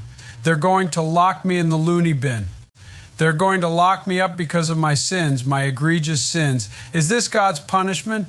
Her thoughts continued to spin ever more down in her spiral of insanity. Chapter 10, Hopes and Dreams, Part 1. Luan was sitting at a metal table that was much like the one she sat at when she was arrested. She stared into it, alone in the room. After a week of waiting, her lawyer was going to consult her. It normally would have surprised her to be all alone in the room, but she could only assume that it was because she was in shackles. Instead, she couldn't care if the room was on fire, since she felt distant from the world. She merely felt as if she was going through the motions of life. Nothing felt real. The door to the room opened. A well-dressed man with glasses walking through with a smile and leather briefcase that was clearly losing its leather. Guess what he spoke while taking a seat and setting his briefcase down on the table? Luan moved only her eyes to acknowledge his presence before replacing them to stare at the table. He pulled out a clump of papers and set them in front of her. She still failed to acknowledge the papers, in almost absolute dissonance from the real world. You've got one of the best things for a person in your position, a plea deal. His voice was giddy as he informed her. His eyes almost looked ready to pop out of his head, with the glasses magnifying the effect. She moved slightly to look at him, but her lips barely managed to push the word from her mouth. I got you a plea deal. Her look was slowly transitioning from one of fear and guilt that had intermingled with concern to something that was unable to be picked up by her lawyer momentarily. Yeah, apparently you were found unfit to face trial and the prosecutor wrote out this plea deal that is quite in your favor. Man, you sure did get lucky. Her expression seemed to have finally transformed enough for him to grow concerned. Is something wrong? I'm not signing it, she replied softly, her face full of a mixture of feelings. He balked at her refusal. You don't seem to understand. I do understand, she cut him off, and I'm not signing it. Her voice was more assertive this time. He adjusted his glasses, still refusing to believe what his ears heard. You don't want to sign this? Then fine. But first, let me explain something. He grabbed the papers and made sure she could read without the need of turning her head. If you don't sign this, then here's what will happen. You will be convicted as an adult and lose quite a lot of time on the inside. You will be stuck with felons who have absolutely no remorse for their crimes. He drew closer to her from across the table. We are talking thieves who beat people to death, dealers who couldn't care less if you were able to pay them back or not, leaving you without a head, gangsters who won't give a second thought if they catch you wearing another gang's markings or not. Luan's expression shifted slightly, throwing fear into the mix. He held a stone face, watching his client very carefully. Lots of fun characters. And let's not forget about the showers. Now, if you do sign this deal, you will get the help you need. Be able to see your family more often. Won't be stripped of half your rights the second you enter and leave. And you'll have a clean record after you're done with your debt. Will you please sign it? She mulled the words and options before her. She did need the help, and she did know what might happen to her in those showers. But it didn't seem right to just sign this plea deal. She looked at the table, hoping her lawyer wasn't able to see her eyes. Finally, she hung her head and reached out her hand for as far as the shackles allowed. I'll sign it, she informed him, her voice laced with a tone that knew she had made a massive decision regarding her life. He smiled and handed her a pen, glad to see that she hadn't made a horrible choice. She moved her hand and left a signature at the dotted line. I'm glad you listened to reason, he told her before gathering the papers, examining them, and finally putting them in his briefcase. He then turned and began making his way out the door. Wait, he stopped in the doorway and turned back to face Luan. Is there any chance I could get a letter out to my family? He looked as if he were struggling to remember something. He finally glanced out past the doorway before turning back. It certainly looks that way, but you might have to dictate it to someone, more than likely one of the guards. She stared at him with a quizzical look. A guard will write it for you as you tell them the wording of the letter. She gave a subdued all right before he signaled for one of the guards to obtain the materials and come to the room. He left with a quick goodbye and was replaced by a guard who held a notepad and pencil, ready to take down the words that would be told to her. Lynn watched as her special chair system was being built on the stairs. Lana managed to build the steps to her bed in less than 2 days and was now mostly done with a skeleton of what the system would look like. Lisa provided a hand in making the blueprints and was making sure that Lana was following them as closely as possible. It wasn't anywhere near as fun as watching her favorite teams, but it sure did beat having to stare at a wall or listen to someone else's shows. She even grew curious as to how they were going to test her weight. She imagined them struggling with a bag full of rocks and trying to get them upstairs. A laugh emanated within her. Oh, how the little things could bring joy when you needed it most. "I'm going to take a break," Lana informed Lisa after driving in another nail. An argument ensued between the two, with Lisa insisting on finishing as soon as possible due to her need of attending to an experiment that was on a timed schedule. Lana argued back that she couldn't just build something so complex as quick as Lisa wanted it. This continued as they moved downstairs, Lynn unable to make out the words anymore when they finally moved far enough away. She dragged herself from the wall opposite the stairs and gazed upon it. It was beautiful in her own eyes to see something that would allow her a use that she no longer had, at least without massive difficulty. Satisfied in her viewing, she dragged herself away to Lincoln's door and knocked. She could hear him move off his bed and open the door. He looked down and knelt, his regular smile widening a bit more after seeing her. He set aside the paintbrush in his hand before giving all of his attention to her. "Hey, Lynn," his voice sounded overjoyed, lacking any sign of annoyance that would be normal should someone decide to interrupt him while he was doing one of his favorite activities, no matter who it was. "Hey, Lincoln," she returned. "Are you busy?" "No, I was looking at the instructions for a new model and checking if I had everything for the paint colors," he said, his voice switching to concern. "Did you need something?" "I was just curious about what you were doing," she stated the truth, still hiding her underlying reasons. "Would you mind if I watched?" "No, not at all. Could you hold this for a moment?" He passed the instructions to her and went to gathering his things, checking every so often for what was next. He finally laid some newspaper down and went to work building the newly opened model. She watched as he assembled it, amazed that he could find joy in doing what looked as if it were a menial activity. The fact he even set everything on the floor touched her. Lynn glanced at the paper on the floor and saw a headline that read in a way as to remind her of the attack. She ignored it, but failed, and finally chose to tell Lincoln of her reasons for coming to his room. "Say, Lincoln," he looked up from gluing a couple of parts together, stopping before anything came out of the tube. "I was wondering do you remember when you said you'd help me walk again?" "Yeah, and I meant it, too," he confirmed. "Well, is there any chance we could start tomorrow?" she asked with a slight nervousness in her words.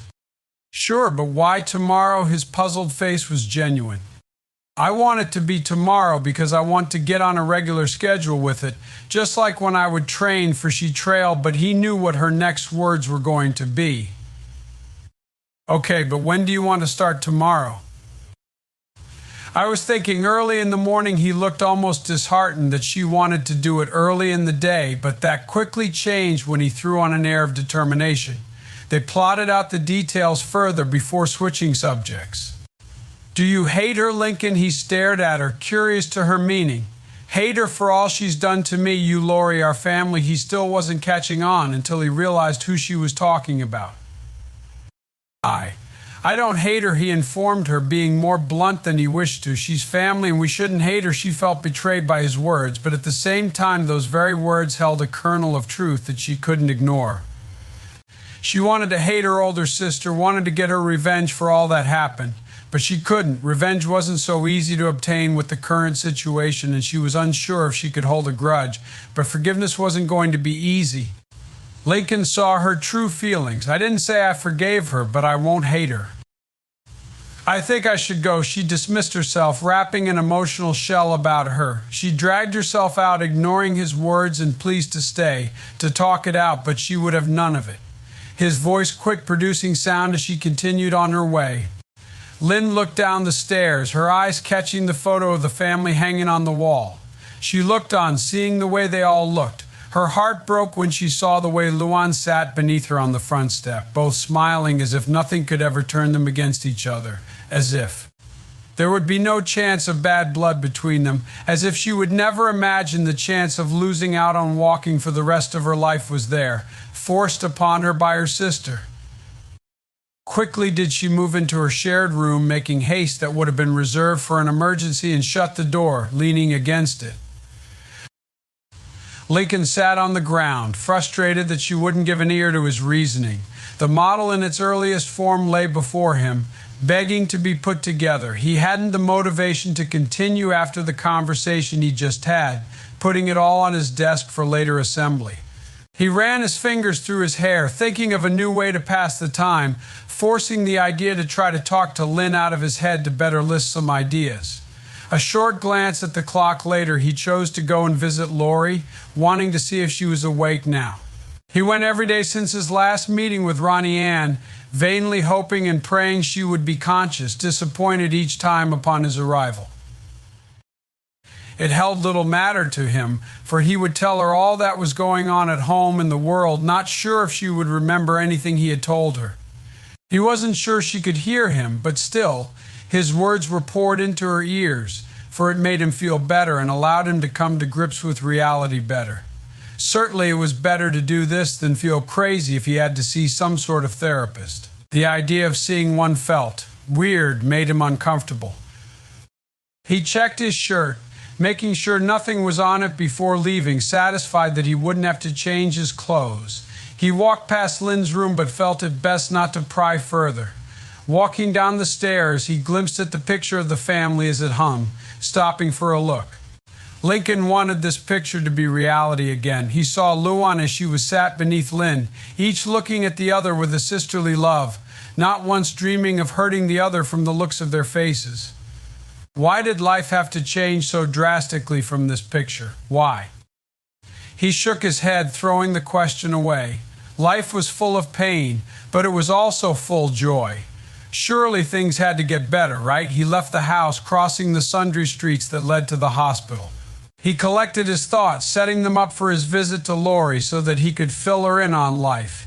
He went up to her room, having memorized the path there. He opened the door, startling Bobby awake. He wasn't aware that anyone else was here. Sorry about that, Lincoln apologized. No, it's okay, Bobby replied, rubbing the sleep out of his eyes. He checked his watch.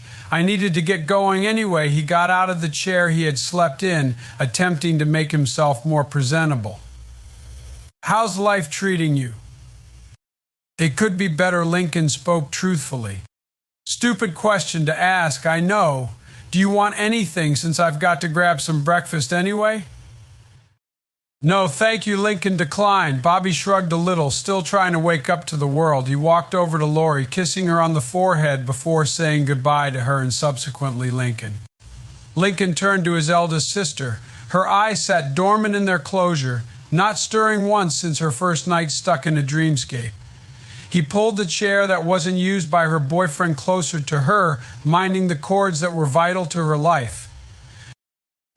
Hey, Lori, it's me, Lincoln. He studied her, still finding no sign of life outside the beeps and whirs of the machines that supported her. I don't suppose it would help if I said I went into your room without permission, would it? Nothing. Yeah, that wasn't funny the first 3 times I said it. He settled in further to the sea. Well, I got a new model. I know you would never find them interesting to build, but at least I got started and hope to finish it before you wake up soon. He always added that word after broaching the subject of her coma. It made him feel hopeful. Lily still can't sleep, but she's getting better about her crying, still nothing. Lynn's going to start training to walk again, and I'm going to help her with that. Nothing had changed. I found out that people who are in a coma can hear the world around them. Did I tell you that his voice was going a bit higher than normal? She still hadn't changed her state. Do you want me to bring in your magazines and read them to you? He couldn't bear to see her unresponsive to him. She had been like this each time he saw her, slowly driving him more mad with each visit. Come on, Lori, please just wake up. Nothing was his answer. Please, he grabbed her left hand with both hands. It's just not the same without you at home. His words felt as if they were falling on deaf ears. I just want us to be a family again. Just wake up.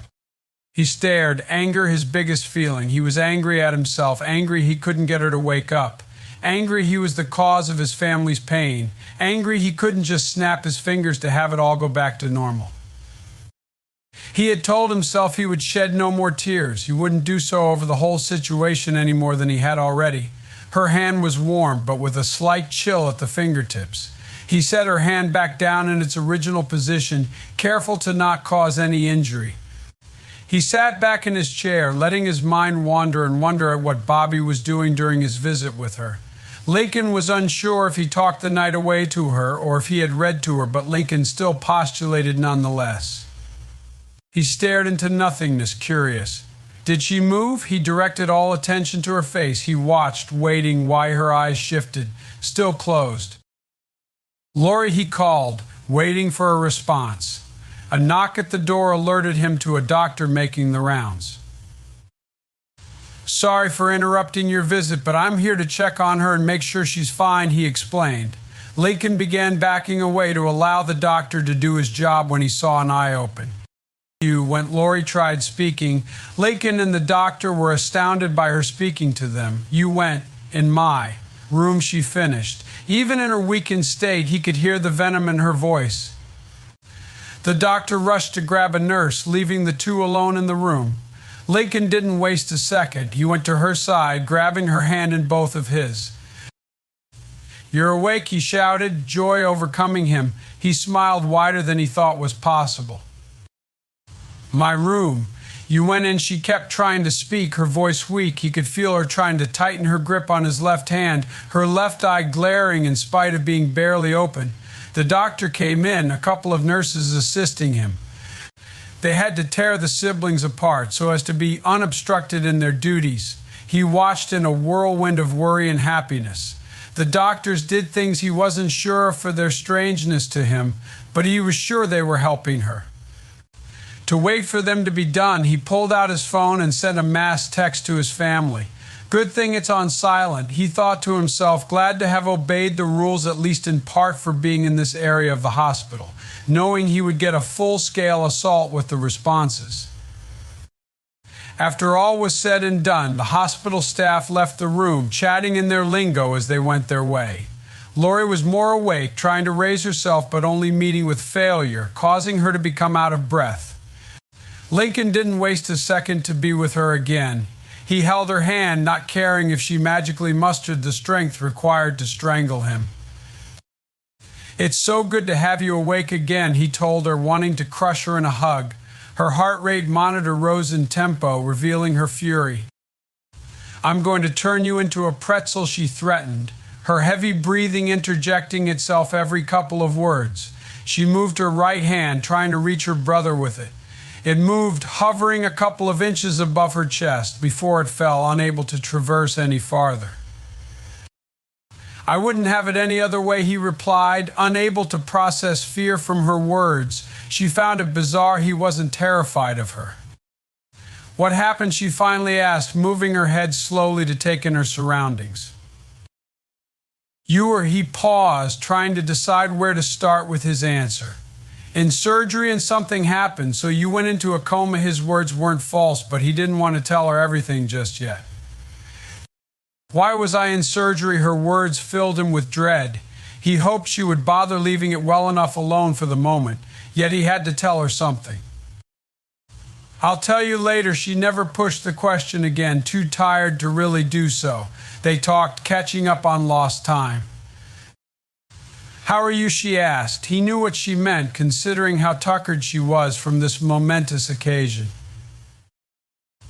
I was worried about you, but I guess I don't have to anymore. His words were weighted with truth. He saw her smile, glad that she was awake to do so. That's good, she spoke, sleep seeping into her voice. Any hope of sleep was dashed when the rest of the family showed up, with the exception of Luan. Everyone rushed in, Lynn wheeling herself into the room after everyone had gone before her. Lori was encased in Louds, each vying for attention and to dote on her. The twins wanted to lay on the bed with her, kept at bay to stop them from potentially disconnecting vital machines. Lily was reaching out to her oldest sibling, wanting to be held by her, but she too was kept away just enough to see her while being held by their mother. Luna was the quietest in the group, not fighting to be in front of her sisters so as to gain attention. She had guilt on her face, barely noticeable if anyone had paid enough mind to look.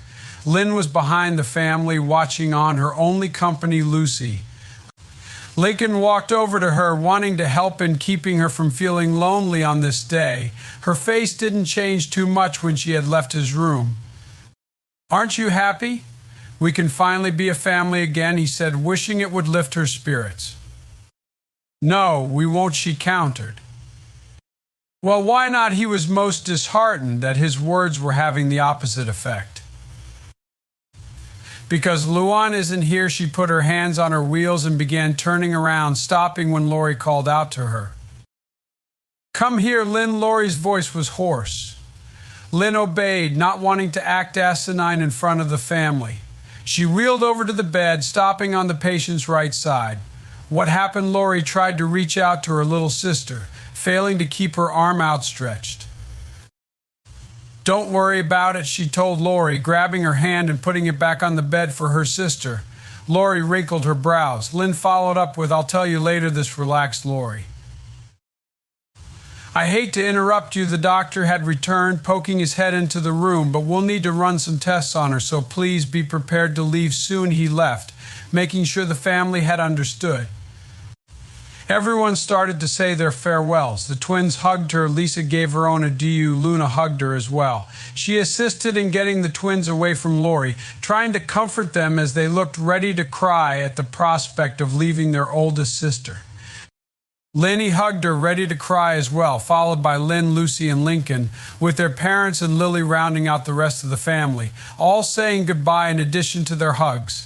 Everyone filed out of the room, Lincoln bringing up the rear. "Hey, Lincoln," Lori said, yawning after she did so. Lincoln stopped. "Yeah," he replied. "Where's Bobby?" "He slept here last night, but went home not too long ago," she smiled.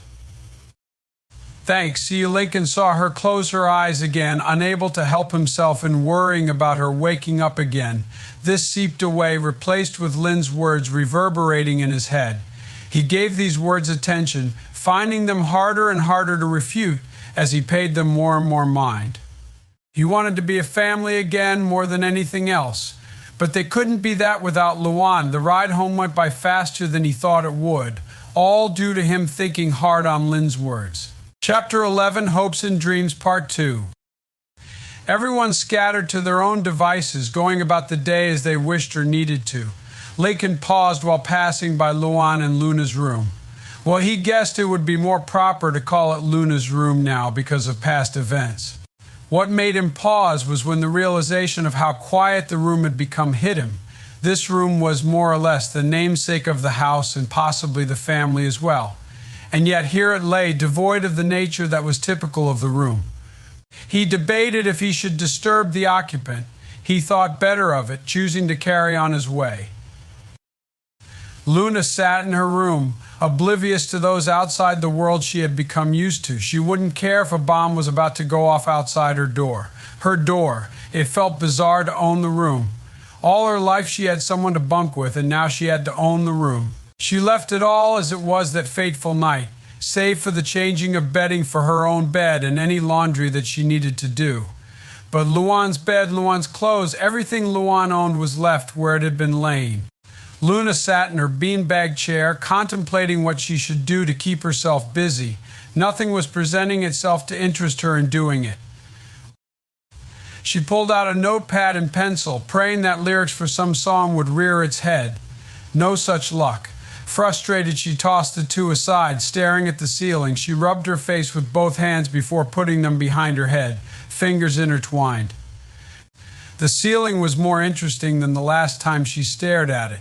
It captured her feelings perfectly, with the giant crack that ran across it, looking like her heart. She didn't bother to steer her thoughts in any direction, wandering from one idea to the next, connected only by the thinnest of relations. How did that quote go? She thought, reminiscing on a movie she hadn't paid any mind to in years. Does God stay in heaven? How did that quote go? Does God stay in heaven? Because we didn't listen to him. It was her favorite quote from that movie, but all these years and she forgot about it all. She could certainly give it another watch. Then she thought further on the quote. Did he really stay in heaven because people like her sisters didn't listen to him because of people like her? She no longer felt the warmth of memory lane surrounding her. It was because of her that her family suffered. God had been punishing her and the family for her love of Lincoln, she reasoned. Lynn? Her? Luan? Her? Lori? Her again. She forsook him, ignored his teachings. It mattered not if her family was at any fault, it was all her. It had to be. She cursed her name, thinking of every traitor from history, trying to pick a name to replace hers. She found one. It felt fitting, but at the same time it was something she knew carried too much weight behind it. It was one of such power that anyone who knew it would be wary and keep a watchful eye no matter the distance between them. But it was one that couldn't be taken by just anyone. No, she hadn't earned such a name, had she? She finally gave the name Voice Judas. She hadn't done as he had in the same way, nor had it been anywhere near similar, but she had felt as if she was a traitor to at least her family. Luna stopped in her wandering, pushing herself away from those recesses of her mind. She grabbed her music player, searching for songs to distract herself immediately. She hit play and waited for something to come on. Sanity's Knocking by Copulika showed up first. She moved on to the next song in her list. End of the Punish by Grace Threefold was her reply. She skipped it as well, wanting the next one to keep away from her feelings. Mine Own Name by Extremely Wary was shuffled to by the one feature she now regretted having on. Fuck, she threw the player against the opposite wall in a sudden fit of rage, narrowly missing the window. The player shattered on impact, denting the wall slightly. She put her face in her hands, blocking out her tiny world. A knock came at her door, making her open it and see the expanse behind it. She looked around, then looked at her feet, noticing Lynn there. Are you okay? Lynn asked. Luna could see she was genuine in her concern. She really did care to see what was going on. Yeah, I'm fine, Luna lied, running her hand through her hair. I heard you shout in. I said I'm fine. Luna cut her off. Lynn stared at her, seeing through her falsehood. Luna couldn't bear it anymore. Get in here, then she commanded in a huff. Lynn dragged herself into the room, Luna waiting to close the door until Lynn had enough distance. Take a seat, Luna motioned toward the beanbag and pulled over her drum stool. Lynn pulled herself onto the chair, glad for something that didn't require her to climb onto it. Silence followed, not overstaying its welcome. I need to talk to someone, but I don't want to. Luna pushed the words into the open. Finishing with too bad, need, and want are two different things. She had a nervous smile that was dropped after the final syllable. What do you need to talk about? Lynn probed. She was grateful that people were wanting to spend time with her, even if it wasn't to talk about a subject that was all rainbows and sunshine. Luna stalled. Do you remember the movie Kid Spies, Two Hopes and Dreams? Oh yeah, I kind of remember that movie. Lynn liked the direction their talk was going. Well, do you remember the quote, does God stay in heaven? Because we didn't listen to him, Luna asked. Lynn tried to recall the scene for the quote. I think so, was her reply. What are you trying to say? Well, what if he really does? Luna looked at the floor, unable to maintain facial contact with her younger sister. What? I'm saying I didn't listen and now my family is paying for my sins. Luna looked Lynn right in the eye as she finished the sentence. Lynn's face drained, shock poised as she failed to notice her sister's feelings before now. Oh, she didn't know how to respond. Luna, you done. Don't tell me not to feel guilty, Luna interjected. This was all me. Luna's voice began rising slowly, both in pitch and level. Luna, Lynn tried. I could have stopped all of this. I could have kept our family together. I failed in listening, and now she trailed, her emotions in absolute turmoil.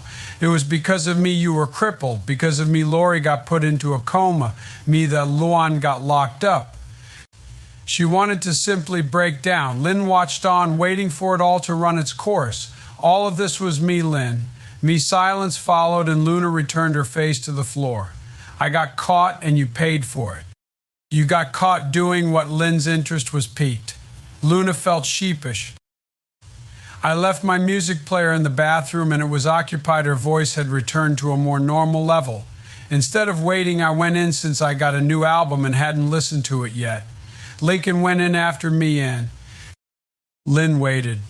I was tempted to look in on him. Luna couldn't bear to even face Lynn's direction. I didn't, but Luan got it on video. She knew what I had almost done and blackmailed me. If I had just waited. Luna didn't bother to finish. I didn't realize, Lynn stated awkwardly. So, you. Yes, I love him, and I'm disgusted with myself. Luna straightened upright on her seat, still unable to look in Lynn's direction. Lynn was trying to remember if she had been told about this, but was unable to discern if it was an actuality.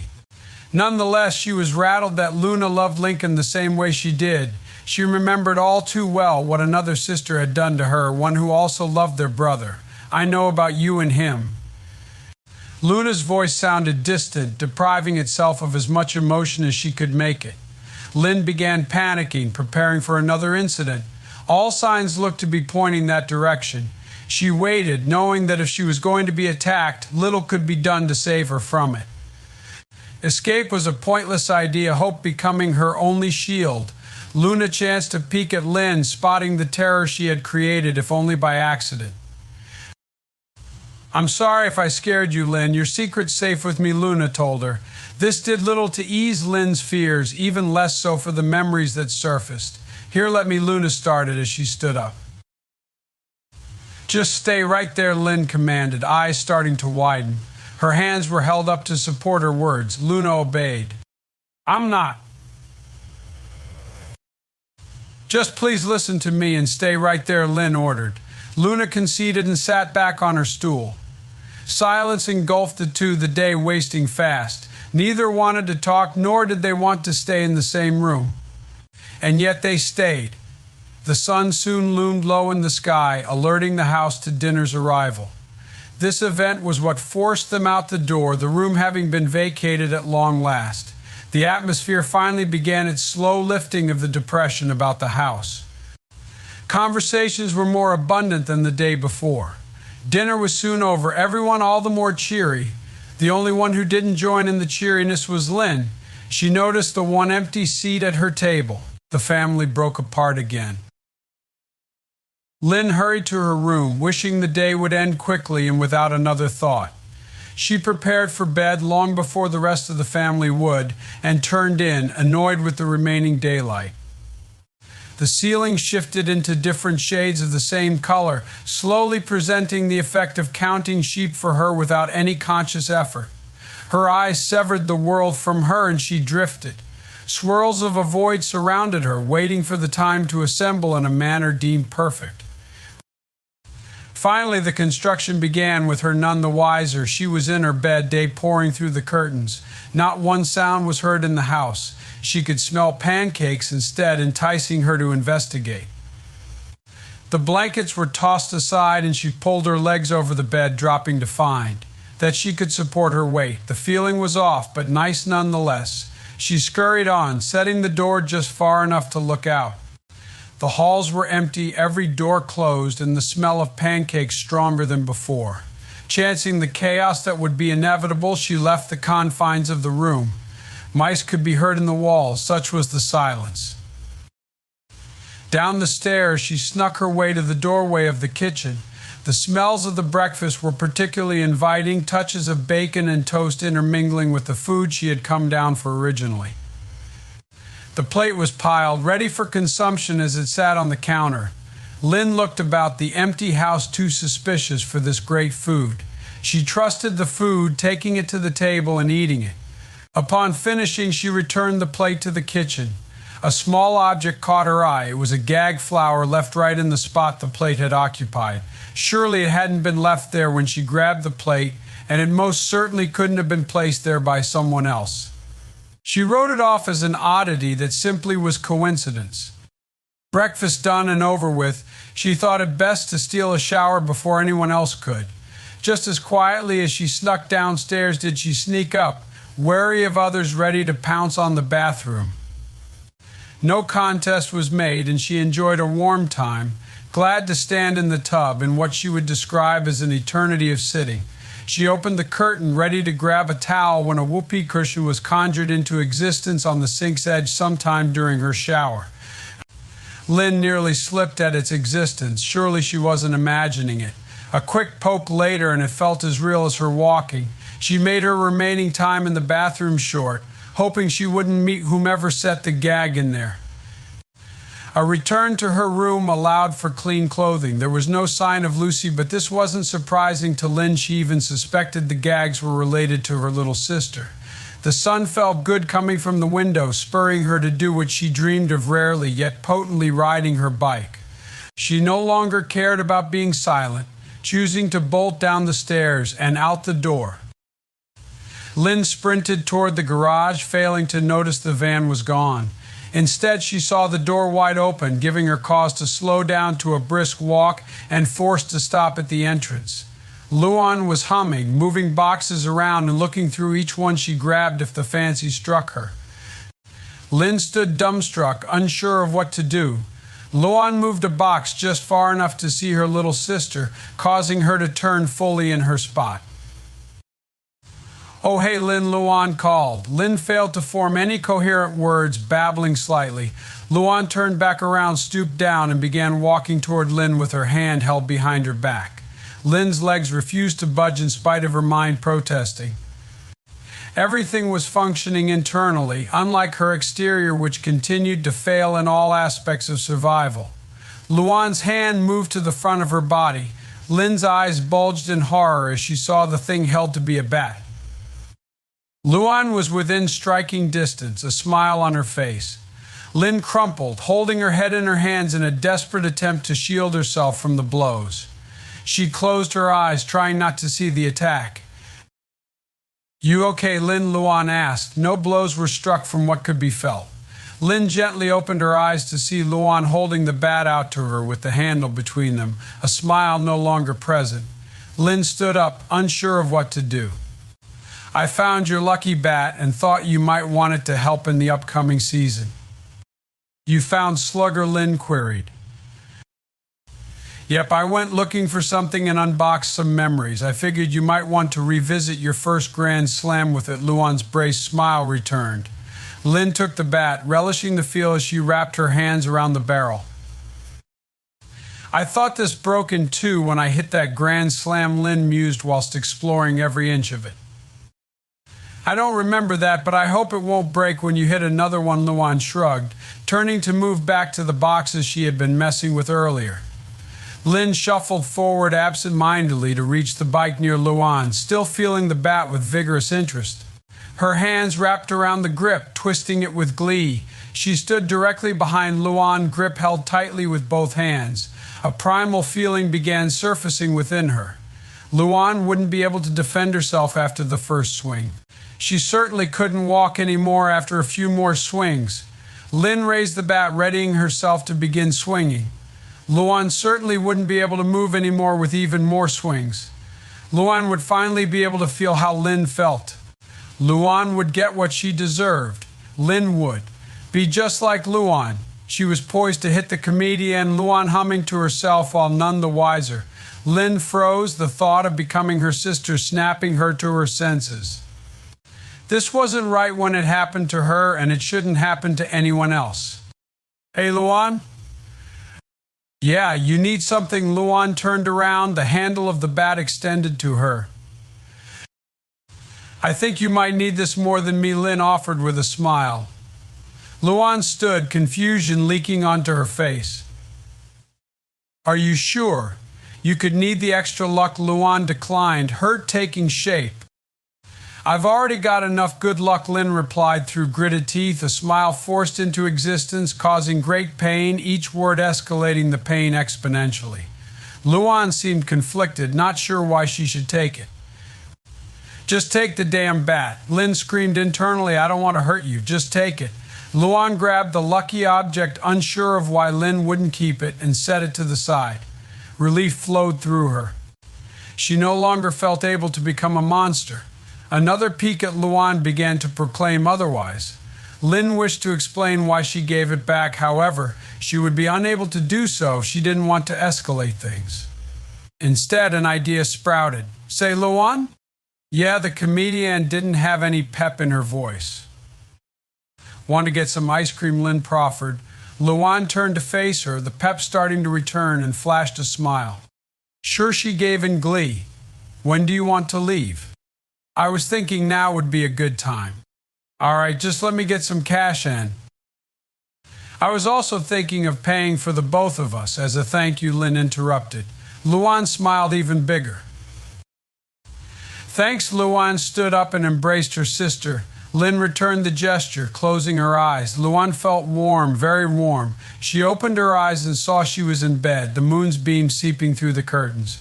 She sought out the source of the heat, catching Lucy clung to her side. The snores being emitted from her younger sister were a good sign of her having been there for a while. Cannot forgive, cannot forget, she thought to herself as she drifted back to the land of slumber. The rest of the night was empty for her, giving its own peace. Luan, too, felt more at peace. Her meeting earlier had helped to put her more at ease. She simply needed to wait and see if her letter would get to her family with little trouble. Maybe she could get the chance to right her wrongs, the chance to get help, not just for her, but those whom she hurt as well. Maybe. The word brought solace she had never known during her incarceration. Hope, was it? The name for this feeling had to be hope, she was so sure. There was one thing she did know for sure, and that was that lights were going to be shut off in a short few minutes. Luan curled up on the mattress, used to not sleeping with a blanket, though she rarely was able to sleep in the cell. Her eyes grew heavier with each blink, the lids growing closer and closer. She finally closed them, succumbing to the temptation of sleep, only to shoot them back open and find herself in the living room of her house.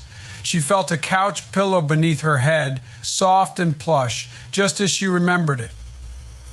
She was home at long last. She sat up, stretching and soaking in the sun that leaked through the windows. One thing was noticeable, however, and that was how little noise there was in the house. She listened, waiting for a sign that she wasn't alone. A teacup being set on a plate sounded off from upstairs.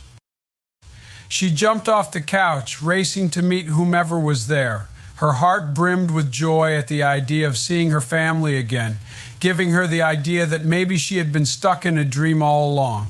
She burst through the door of Lola and Lana's room, expecting the former to be there with a tea party in progress, instead being greeted by the sight of two of her own doppelgangers, each seated around the table.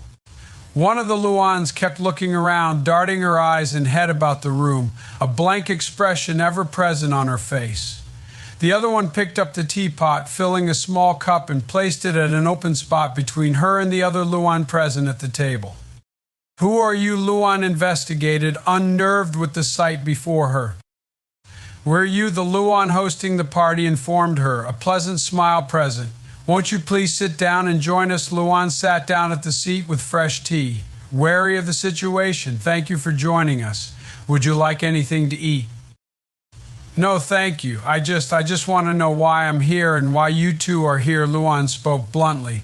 The hostess clasped her hands together.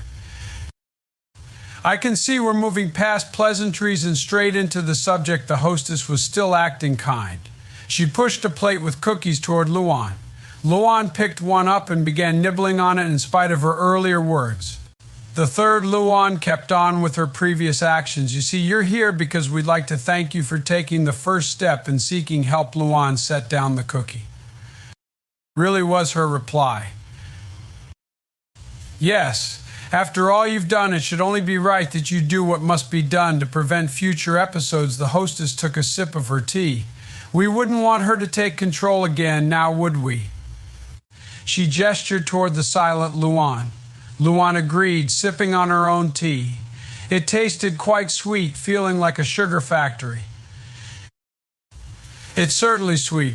Reminds me of the tea Lola makes. Luan chuckled, glad to experience something pleasant in her dreams for what felt to be in a good while. The tea's only as sweet as you want it to be, the hostess informed her. But I do believe we should be on our way soon. We have somewhere to be, and I wouldn't like to be rude by arriving late. The hosting Luan pointed toward the third Luan. Yet there's enough time for us to converse should you want to. Luan leaned back on the tiny chair.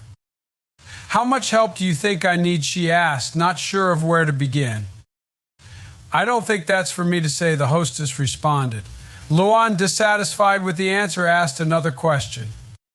Will I ever be able to see you again? The hostess shrugged. Maybe, but I don't know when or why. Why do you ask?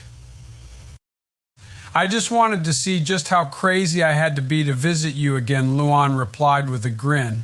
I won't keep you if you have somewhere to be with this. The Luans bid each other adieu, with the third Luan simply not responding and instead had to be led out of the room by the hostess.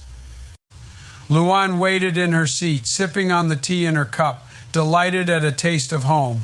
She heard the front door close, sitting in silence.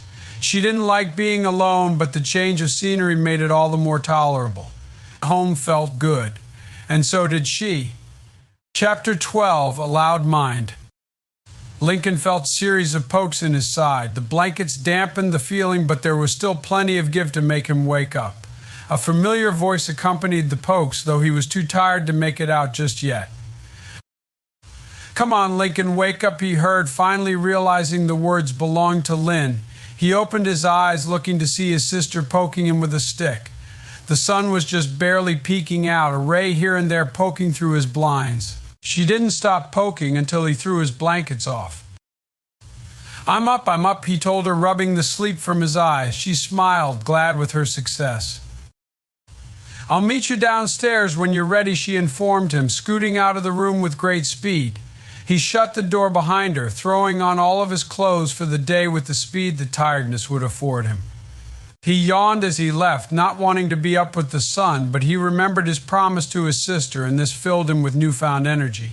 He went downstairs, smelling what might be his breakfast.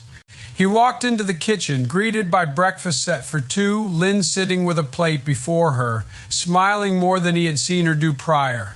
Surprised, she shouted, throwing her arms into the air. What's the occasion, he asked, unsure of why she went through all the trouble of preparing this meal. Well, she began, I thought I'd thank you for helping me to get back on my feet, she sighed as she caught the pun, leading Lincoln to chuckle. I also was planning on taking the day off, maybe a stroll. He sat down, glad to have the day off. Well, a stroll sounds nice, he added. How did you make this, though? He couldn't believe she made this all by herself.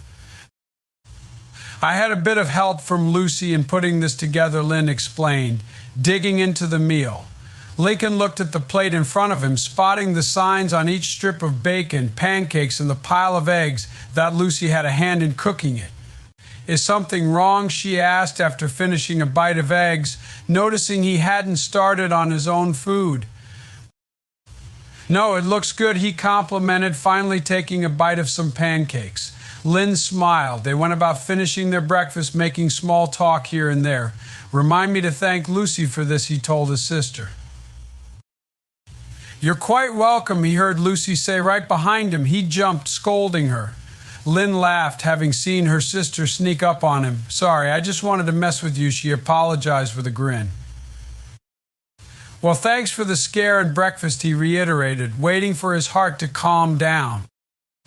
Don't be mad at her. It was my idea, Lynn admitted.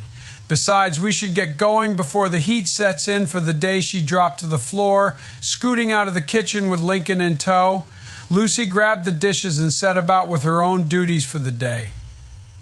Lincoln set Lynn's wheelchair at the bottom of the steps outside, waiting for her to climb in. She did so with lightning speed, having gotten used to climbing the metal device. They set off after he ensured she was settled in, her wheels keeping pace with his legs. Whenever they stopped, she would grab his hand, happy for the ability to do so. When moving on, she became irritated with being unable to keep it, so forcing him to comfort her. Soon enough, he would console her, hoping she would be satisfied for the moment, wanting to make it last just like she did. She accepted it, more out of necessity than anything else. How do you like the chair Lana built you, he asked, the park coming into sight. I love it, if only because I can go up and down the stairs much faster, she spoke with a grand grin. That, and it helps keep my arms strong. Her grin was as big as the one she had on their first date, he noticed. He felt happier that she was much happier compared to just a week ago. They were moving down the path into the park, taking in the birds chirping. Need to rest, he asked as they came near a bench, trying to disguise his own want of sitting. Not particularly, but I do want to just enjoy the scenery, was her reply, knowing full well what he was wanting to do. He took a seat at one end and she pulled up to him, grabbing his hand and intertwining their fingers. They sat, love-struck smiles on their faces as they watched joggers move by. A man in a wheelchair flew by, ignorant of anything not in his path. I wonder what his emergency is. Looked like he was racing somewhere. Lincoln voiced his thoughts. Yeah, did you see what he was wearing? It appeared to be a tracksuit, she responded. I really wonder if there are sports for those like me. There was a glimmer of hope in her voice. If there is, then why didn't you know about it? Surely there's something you love and don't know everything about. He couldn't argue much with her on that point, choosing to concede with a shrug. We can certainly look into it when we get back, he conversed. Yeah, say, do you want to go see Lori before she comes back home? Lynn shifted the conversation. Lincoln looked at her. If that's where you want to go, then that's where we'll go, was his answer, and off they set. Words were rarely exchanged during their trip, their company simply being all that they wished for. Soon they found themselves outside Lori's room. Are you sure? You haven't been here since you woke up? Of course, I'm sure. She punctuated her words by pushing open the door. She surprised herself by forgetting how easy the doors at the hospital tended to be to open them. Inside, Bobby was spending time with a patient, each giggling and nuzzling the other, pet names being thrown around. It truly was a good sign of health. I'm so glad I got to see you before my big trip, Bobby told Lori. I'm glad too, but I don't want you to be late, she reciprocated, looking at the clock. He looked at the time and saw she was right. A quick goodbye kiss later, and he left, addressing the others in the room before disappearing. Hey guys, Lori called to her two siblings. Did you get here with the rest of the family? No, we strolled here, Lincoln explained without missing a beat. Lori was still happy to receive a visit. Haven't seen you here in a while, Lori addressed. Why don't you come on over here, she beckoned. Lynn went over, Lincoln keeping his distance, trying to allow time for just the two of them. So what happened to you, Lynn? Lynn had hoped she wouldn't address her current state of walking.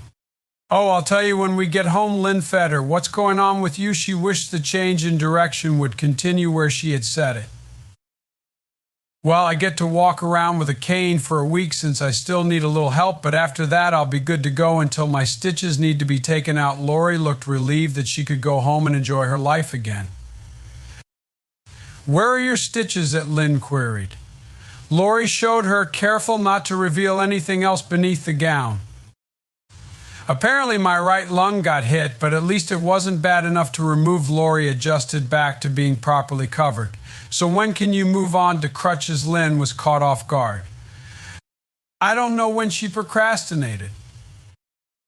I just wanted to know when to give you this cane. Lori held up what was hers for the next week. Lynn continued to beat around the bush. It might be better suited for someone else. Oh, don't be so ridiculous. You'll be needing this right before you can run around the house. I mean, it's not like you're crippled. For Lori trailed, finally noticing Lynn's expression. I'm so sorry, Lynn. I didn't realize. It's not your fault. There is a chance that I won't be stuck in this damn chair, but I don't know when, Lynn said. Lori blushed at being so insensitive. Nobody told me about that. I just remember you when I came to, and then that was that. I tried to ask about you, but they kept telling me you told them not to answer. I figured it's better to hear it from me than anyone else. Besides, what was it like being in a coma? Lynn applauded herself internally for the swap. Lincoln came over to stand by her side, resting his hand on her shoulder. Yeah, why don't you tell her about your coma? He agreed. If Lynn was telepathic, she would have thanked him without letting Lori know. Let's see. Lori began, I remember there being just nothing. I saw only nothing, not even the ground felt solid.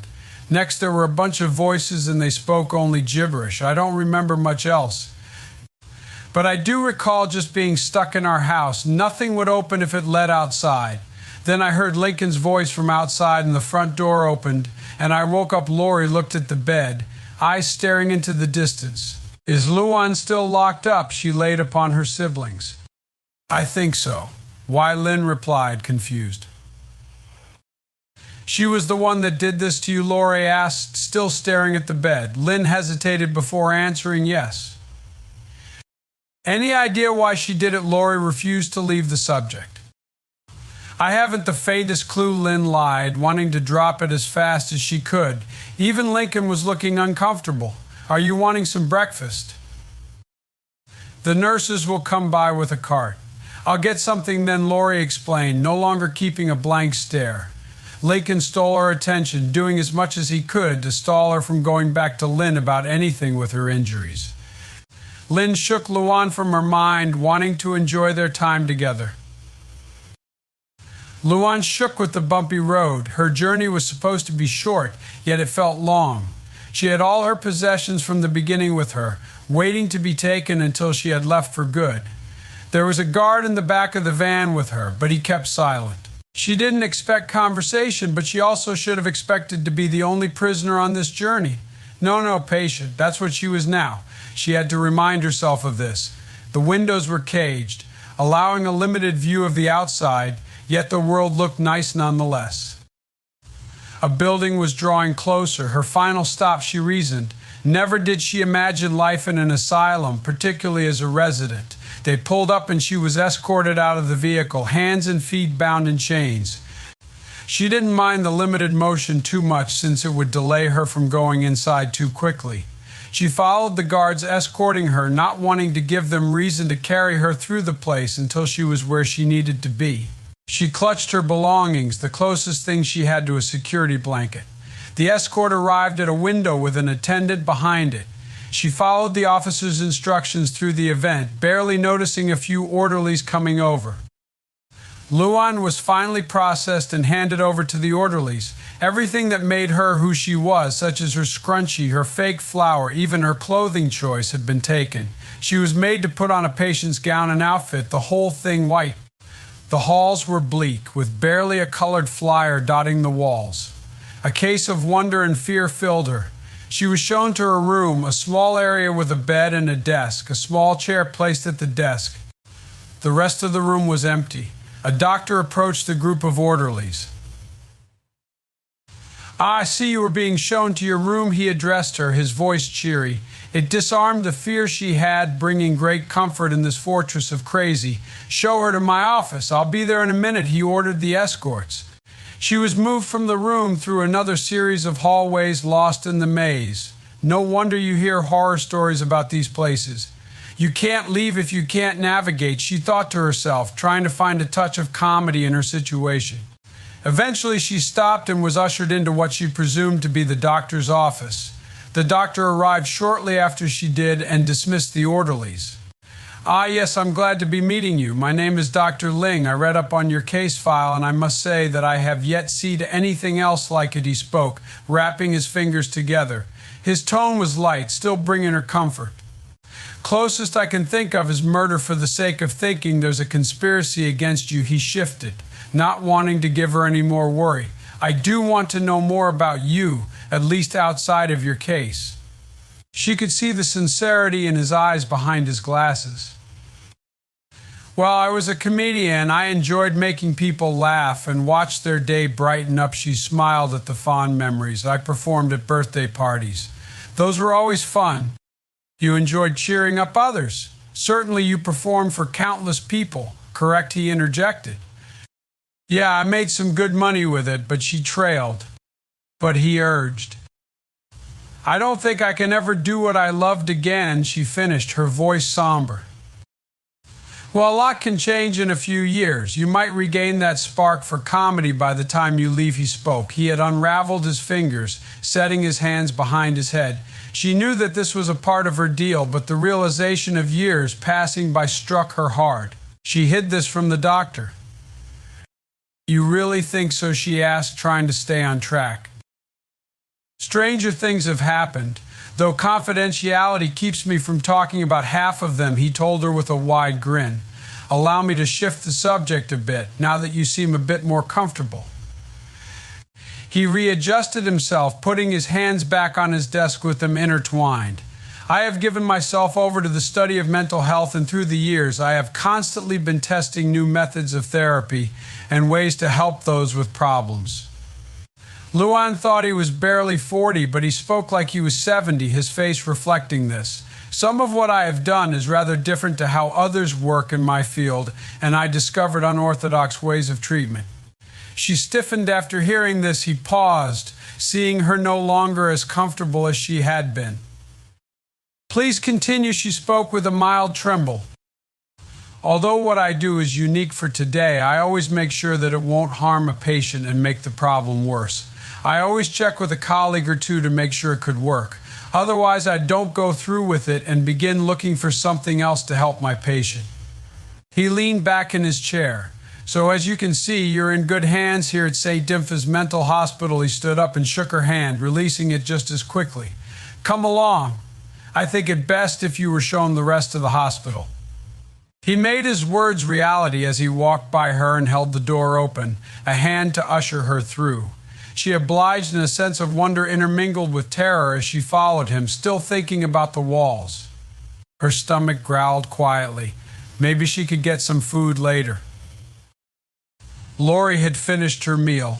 Lincoln kept conversing with her, drawing all attention to himself. It was working, since she was unable to properly give Lynn much of any thought.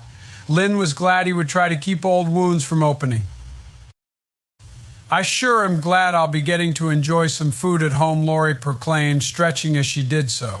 Just from looking at it, Lincoln and Lynn could tell the food didn't look too good. And I'm sure we'll be glad to have you enjoy some, Lincoln softly chuckled. A knock on the door interrupted them. I didn't know you two were coming over, their father spoke. They were just as surprised as he was, but he was still welcome nonetheless.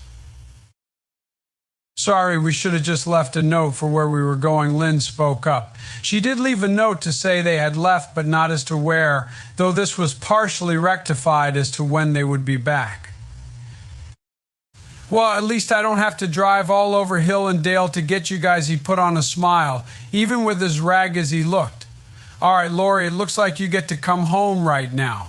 I spoke with the people at the front desk and everything checks out. He paused while he brought over a bag. I assume you'll want to get dressed before we leave.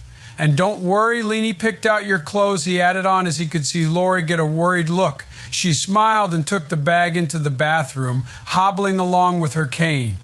Lincoln distracted their father until Lori came out and the whole family left for the van. Lynn was surprised by how quick Lori was.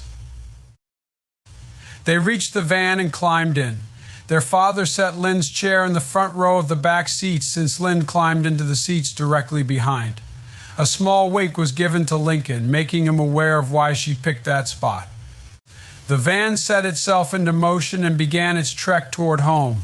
She grabbed Lincoln's hand, intertwining their fingers. Just my way of saying thank you for the walk, she whispered, nearly giggling. Wouldn't it be a roll for you, he joked, smiling as he saw her suppress her laughter. You used up your one free pass for puns, she delivered. He knew it was a fake threat, seeing as she was still giggling. Worth it, he countered. They stayed that way all the way home until they were forced to drop the intimacy they had from view. Lincoln assisted Lynn out of the vehicle and helped in whatever ways he could. The family went up to the front door of the house and opened it. Every other member of the house was standing there, a welcome home banner hung up behind them. Lori barely got in the house before being assailed with hugs and kind words of how everyone was happy she came home. Even the members who were at the hospital with her joined them. Soon the celebrations led to the passing out of cake, a sweet beginning to life back home. Lori was kept busy, not once being able to find time for a thought for herself.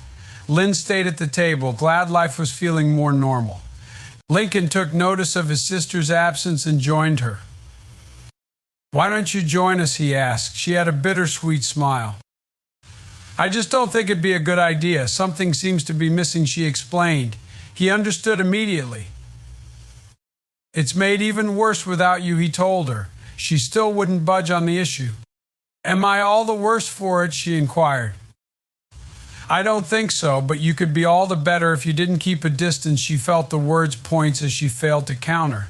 What's really the issue? She shied, finally wanting to get the issue off her chest.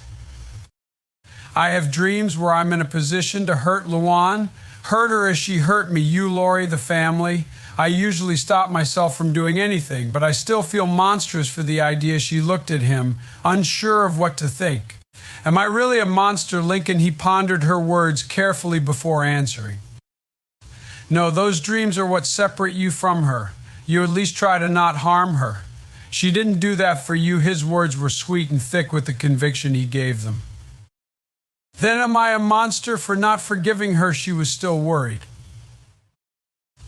"I have forgiven her for what she did to me, Lori, and our family," he informed her, "but I won't forgive her for what she did to you until you can." Lynn smiled, happy with the support. "Now come on, everyone might think something's up," he called to her as he left her side. She joined in on the festivities, a renewed vigor filling her. The house had managed to reclaim its name, fulfilling its requirements to be known as loud. The clang of the mail slot quieted everyone, telling them there was something urgent requiring their attention. Lincoln went over and grabbed it, seeing it was from Luan. Luan stepped back into her room, her tour done with. Dr. Ling stood beside her, still smiling and being friendly to her. "Now that you've seen the place, do you have any questions?" he asked. She stood quietly, thinking of a few. Will I be able to wear my scrunchie?" she inquired. She missed a part of her that was always there, sticking to her as much as her personality. "I'm afraid not, at least for the next month. We need to observe you and see how much of a danger you are to yourself as well as others.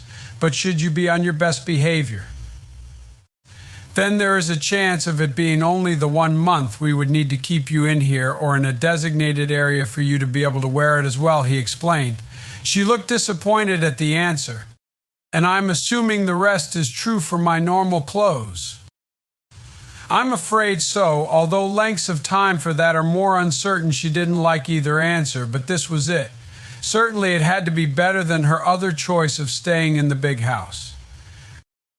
"Will my family be able to visit me?" She barely got the words out, unsure if she wanted her family to see her like this, unsure if she wanted her family to see her at all. "It is possible, although they may come for reasons other than strictly visiting. You'll see soon enough," he informed her. She was puzzled by his words, but she would soon find out if she stuck around long enough. "Now, I know that things are going to take some getting used to, but I managed to allow for you to keep 1 book in here from the library at any given time." She saw the area on her tour, but they didn't stop in. "Thank you, Dr. Ling," she spoke, grateful that there was something to help pass the time. She lay down on the bed, the doctor seeing himself out. Luan looked up at the ceiling, wondering if her letter had arrived. Lynn lay in her own bed, the letter in hand. She kept reading it, soaking in its words. Once more she read it. "Dear family, I know that what I did was wrong and hurt you more than I can describe. I tore us apart and I am paying for it now. I'm going to get help and I hope you do as well. I'm sorry, Mom and Dad, for what I've done to you. I hope you don't blame yourselves as this was all my fault. I'm sorry, Lori, for stabbing you and causing your coma. I'm sorry, Luna, for leaving you alone for the next few years as well as blackmailing you. I'm sorry, Lana, Lola, and Leanie, for scaring you with my actions. I'm sorry, Lily, for not being around to see you grow up. I'm sorry, Lincoln, for hurting you by making you watch me tear apart our family. And I'm very sorry, Lynn, for causing the greatest pain to you. I took your ability to walk and I tried to kill you. Nothing I say can undo these things, and I don't expect them to. The most I can do is apologize, regret my actions, and ask for your forgiveness. I won't blame you for not forgiving me, as I don't expect you to. Hopefully you read this, and that is the most I can ask. I miss you and only want to help you. Sincerely, Luan Loud. Lynn finished the letter and saw the door open, Lincoln stepping in. You okay? He queried. She sat up and set the paper aside. He moved in and sat on her bed, closing the door as he did so. I don't know, she told him, her voice uncertain. Lincoln took her right hand and held it. She returned the grip. I guess that makes all of us, he told her. The house was much quieter than before, only filled with whispers and hushed voices. A moment of silence passed them by. I now know what you mean by not hating her, Lynn spoke. Lincoln was surprised. He didn't think she would ever understand him. I still won't forgive her, but her pause was thick. I'm glad she got help. Lincoln smiled bittersweetly. I am too, he replied. Lynn smiled. Do you want to just sit on the steps outside, she asked. He agreed, and they went out. The family was still in the living room, discussing the letter with varying reactions. The couple closed the front door and took spots on the steps. They held hands again. The evening had begun, the sun barely dropping in the sky. Lynn thought it felt nice. I think we should do this more often, Lincoln agreed, seeming to have picked up on her thoughts. I want to just sit here with you forever, she admitted to him. She felt happier than she thought was possible. Her boyfriend felt the same way, a look of bliss covering his face. Do you want to go to the arcade tomorrow, he asked, grinning. Only if we're going to Jean Wan's before that, she replied. They both chuckled. The only noise after they were done laughing was a random car passing by and some birds singing. What do you think the future holds for us? She asked. I don't know, but it seems you'll be in it, and that's good enough for me, he spoke honestly. Her smile grew bigger, and she kissed him. She pulled away, and he looked terrified. That window sometimes has people looking through it, he warned as he pointed to the big window next to their door.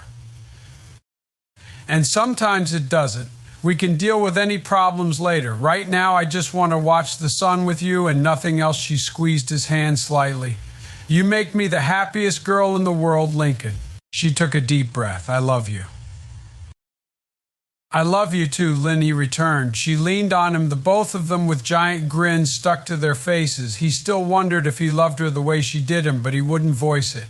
She was there, and he knew that he wouldn't break her heart, ever. They watched the sun until it set, holding each other close and wondering about their time together in the future. But this was now and now. Now was good enough for them. Chapter 13, a loud epilogue. A loud epilogue, or keeping it in the family. Lincoln stood at the window in his study, watching Lynn playing with their daughter Laura. He smiled, constantly reminded of Lynn's confession 20 years ago whenever he laid eyes on their child. He knew she would be starting school soon, and he had to learn to accept her being away for so long each day. He watched as Lynn chased their child in a game of what appeared to be tag, her legs moving awkwardly for the speed she pushed them at. He worried her leg braces would snap, but these were built by Lisa, so his trust was renewed in them. Lynn fell over laughing as she sat up, Laura laughing with her as she fell onto her mother. Lincoln smiled, happy to know his loved ones were okay. He moved away from the window and sat at his desk. He pulled out a blank book and a pen, locking the drawer they were retrieved from. He no longer had his smile. His face was empty, the task before him grave in circumstance. He took the pen to the first page and wrote the title he had decided on, keeping it in the family. He turned the page, giving the short dedication for Laura, should your curiosity sadly lead you here, and turned the page again, going along each line as he wrote. I write this in the hopes that you never find it, but if you do, then you will know the truth. Your entire life is not the one we keep telling you it is. You are deserving of the knowledge that you are here because of incest. I am your father, both in blood and in duty. I have accepted that I may burn for my actions for all eternity, but I pray you will not be punished for my sins. Within this book is a life story of all your aunts, mother, father, grandmother, and grandfather. You deserve to know the truth from the beginning. He set down the pen, his hand heavy as he recalled all of his life and the stories family told him from their own lives as they led to this very moment. He remembered visiting Luan in her new home for the first time. They waited outside the office of Dr. Ling. Luan was barely locked up for a week in the new residence. Lakin sat next to Lin, with her in her wheelchair and him in a normal one. The family was quiet, more so than what would have passed for quiet around them. The doctor emerged from his office and greeted the family, starting with their parents and working his way through them quickly. He seemed nice enough, according to Lincoln. The doctor explained that they were there to help Luan. He needed to gauge where she needed help the most. Luan sat in a chair positioned on a wall from another like it that sat on the opposite wall. She waited, knowing that her family was going to see her in this place. She didn't enjoy the idea of them being here more because she felt a great shame caused by her actions and felt that she didn't deserve them. The door opened and her mother followed the doctor to the chair and sat in it. Lily was in her arms, ignorant of the place around her. Dr. Ling studied their looks, taking notes on each one's behavior. Luan was trying to look away, her mother saddened by the state of her daughter. Her mother was escorted out and her father replaced his wife. The same reaction happened and the doctor took notes. He replaced her father with Leni and still encountered a similar reaction. Lucy was tried next and he only got Luan's reaction accurately. Then Lisa. She looked disappointed in her older sister. Luan still reacted the same. The twins were tried one by one, each terrified of being in the room with Luan. Luan looked all the worse for it. It was Lori's turn. She walked in and seemed to be worried, not for herself but for her younger sister. Luan could barely face her direction while keeping her face focused on the floor. The doctor noted the changes and removed Lori. Lakin was now next in line. He entered the room, taking his seat. He looked uncomfortable, but she seemed more so. She turned away from him, quivering as she avoided his direction. Notes taken. Dr. Ling took Lincoln back to the family. Luna was now the next lamb and he took her in. Luan curled up on the chair, trying to distance herself as much as possible. Luna seemed just as scared. He led Luna back, telling them he was going to get a few members of staff and to wait for him to be back. A few moments later, he had two men accompanying him. He peeked into the room before grabbing Lynn. "I apologize if this makes you terrified. Hopefully you won't be too affected by what I hope to be just mild discomfort," he told her. He looked in once more, seeing Luan sitting calmly forward on her chair. The doctor opened the door, and before Lynn could move in, Luan began screaming hysterically, yelling for her to stay away as she ran for the furthest corner and balled herself up, trying to keep from Lynn. Dr. Ling moved Lynn from the door and told the orderlies to restrain the patient, using sedatives if she failed to calm down quick enough. The screeches and wails were heard by the rest of the family. Lynn felt worse for the dream she had of so much power against Luan. "I'm sorry for causing this," the girl said. The screaming died down too quickly. "That's okay. I needed to figure out some of the problems she's experiencing." The doctor looked at the door. "I guess you wouldn't calm down. Well, I now know what to work on. Thank you for your time. I think we should go back to your parents now." They returned to where everyone was. It was apparent they heard her too. "Mr. and Mrs. Loud, I think we should discuss a few things. It seems that much of your family is okay for visiting Luan, but I must tell you that." He paused, pushing the words out. "Lincoln and Luna should not be able to visit, and Lynn is most certainly not allowed to visit. I think it's too damaging for Luan, and I want to be able to get her to a point where all of the family can visit before she leaves here. So, until further notice or under my own needs for you to bring them, I ask that you keep them home." Lincoln felt his heart drop. He wanted to support her through her tough times, to see her get better, but now he had to watch from afar. He remembered this quite well. He could visit her in the asylum, though 2 years had passed at that point. She did well if others were visiting with him, but she became unwell if he stayed too long by himself. He heard her tell him a story of how some man came up to her and asked if she saw the fairies too, if she saw how blue they were. He was escorted away by an orderly before anything could happen, but she didn't enjoy visiting with the other patients. The only interaction she looked forward to was with her doctor every week. Lincoln thought back to when she came home after being released. It was a week before school would start up again for the remaining Louds and a week after Luan's 18th birthday. The family was older now, 3 of the members having moved out with Luna leaving 3 months before today. But this didn't hinder them in coming back home. Everyone waited patiently, a birthday cake set on the table, a sign above the stairwell reading "Welcome Home" in its big, bold lettering. Everyone was here that was a part of the original family except for their father, who had gone to pick Luan up. It was late evening when they heard a van pull up. The lights in the house disappeared. The door opened, a couple of figures in the doorway. The lights were flicked on and a massive surprise erupted from everywhere, with the members of the family popping out. They swarmed her into a hug, tears of joy shared among the family as they bombarded her with "Welcome home" and "How are you?" and Luan returned all she was given. Cake was given out and enjoyed by all.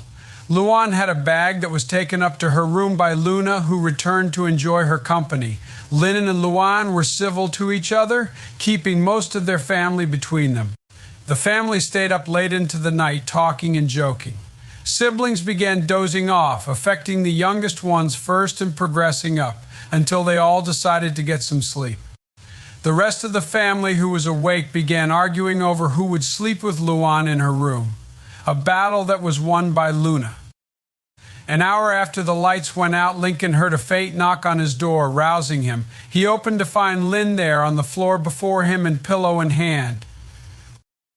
"I can't sleep," she told him, grogginess mixing into her words. He beckoned her in and turned on his desk lamp. He squinted his eyes and let them adjust. "What's the problem?" he asked, yawning. "I just can't sleep with her here," Lynn explained. He took a moment before realizing who she was talking about.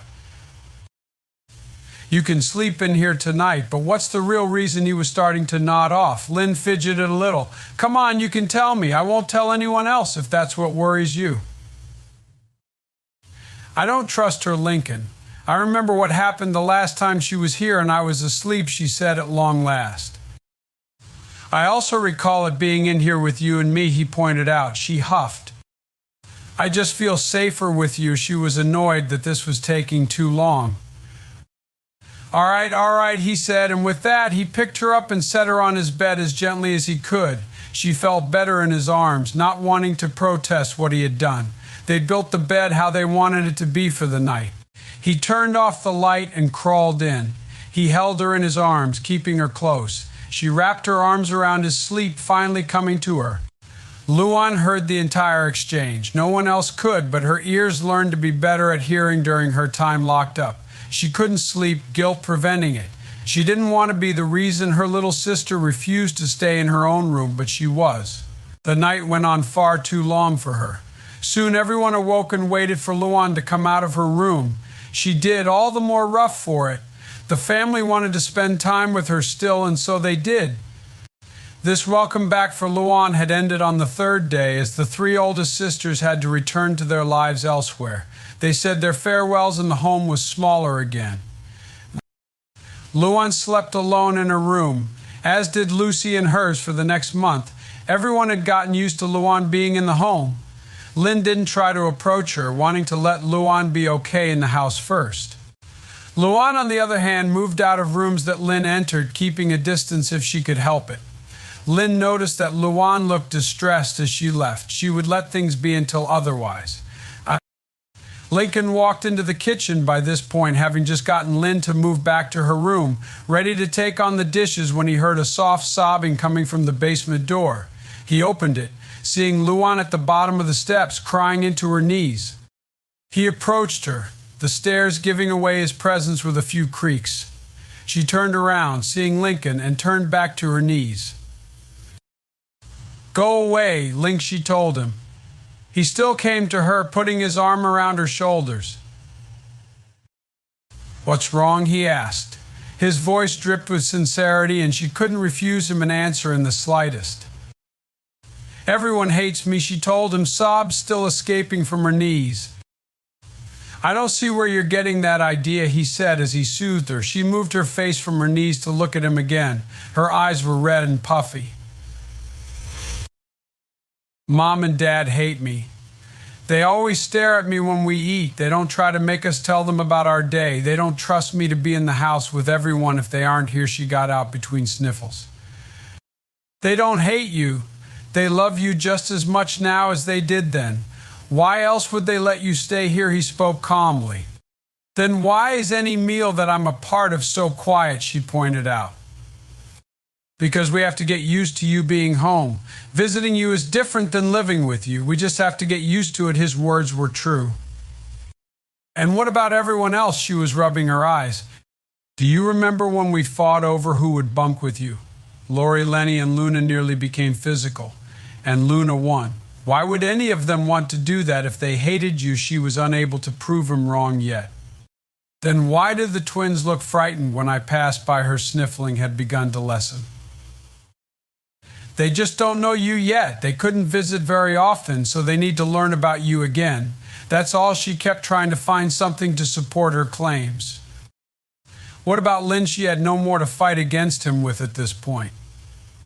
She loves you. Just as much me, Lucy, Lisa, and Lily. We all forgave you for what had been done to us. If we hated you, why would we forgive you? He was sure this would convince her. But Lynn hasn't told me she did so. She was sure he was right, but wanted to make sure. You don't stick around for her to tell you personally, he informed Luan. She stopped with her crying altogether, wiping away where tears were left. Come on, let's get you cleaned up, he began his ascent. I don't trust myself around her, Lincoln. He was a few steps up and she was barely standing at the bottom. That's why I don't stick around. She finally began her climb with him. They hugged at the top and she thanked him for his kindness. Time is a funny thing. The months began their passage, the end of school on nigh. Lynn had returned to the school system after her injuries, shocking classmates and teammates alike. She could no longer stay with those who were by her side in various sports, but the former teammates hung out with her nevertheless. She had been great to them and they would be great to her. She started playing sports again, this time for people in a position like her. She wasn't the best, but she could hold her own, a far cry from her past. She had new friends in senior year as well as old ones. The time was coming where she would graduate, and she was terrified and relieved at the same time. Fate had one more cruel joke to play. Her teammates began to receive notices that they had scholarships from the related sports organizations they played and any affiliates of them. She was happy for her friends and teammates, planning to attend a school with them. Time was drawing to its limits of when she could expect any sporting scholarship. The deadline passed. Her friends had many and she had none, a cruel reminder she wasn't good at what she loved anymore. The night of the deadline, she was with Lincoln in his room, just as she had been with Luan's arrival. She wept and he helped her keep the sound as muffled as possible. But Luan heard. No one else did, but she heard her little sister's cries, sobbing herself. She was much better at hiding it than Lynn was. She was the reason Lynn wouldn't get the scholarships, and this grew heavily on her mind. In the morning, Lynn pretended as if nothing was wrong, as if she was perfectly okay with her lot. Lincoln stayed near her all day, providing warmth for her soul. Luan just stayed in her room, not once leaving when called on. The day after, everyone got to see their eldest sister in the house anyway at some point during the day. The night after, Lynn told her parents she was no longer interested in furthering her education. They asked her why, and she said it didn't interest her anymore. They didn't argue it with her. Lincoln heard a knock at the door of the study, pulling him out of his thoughts. Come in, he called as he put the book back in its drawer, putting it under a false bottom.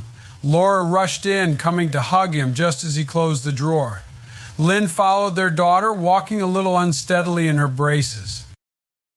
Daddy, what are you working on? Laura asked, having climbed onto his lap. He knew he couldn't hide doing anything from her, but he could hide the specifics. Just getting a few notes down for another story I'm working on. Besides, it's Uncle, not Daddy, he explained. I know, but you're like a dad to me, she said sweetly. That might be true, but I don't want to have to explain things to the people at school. They'll give me funny looks. He ruffled her hair a little. He was glad it was a light shade of brown, making her look more like her mother. She even acted like her at times. Then again, she shared many of his personality traits. It was then that he noticed how dirty she was. Go get washed up for bed, sweetie. I'll be by to tuck you in afterwards. She got up and left, telling him, okay, Daddy, and disappearing before he could call back to correct her.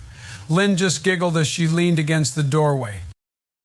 Do you think her aunts are a bad influence? Lynn asked, still chuckling. No, but I do see her being a lot like you were then, he told her. She moved from the doorway and began leaning on his desk. Any chance I could learn more about those notes you were working on? She asked. He grinned widely. Nope.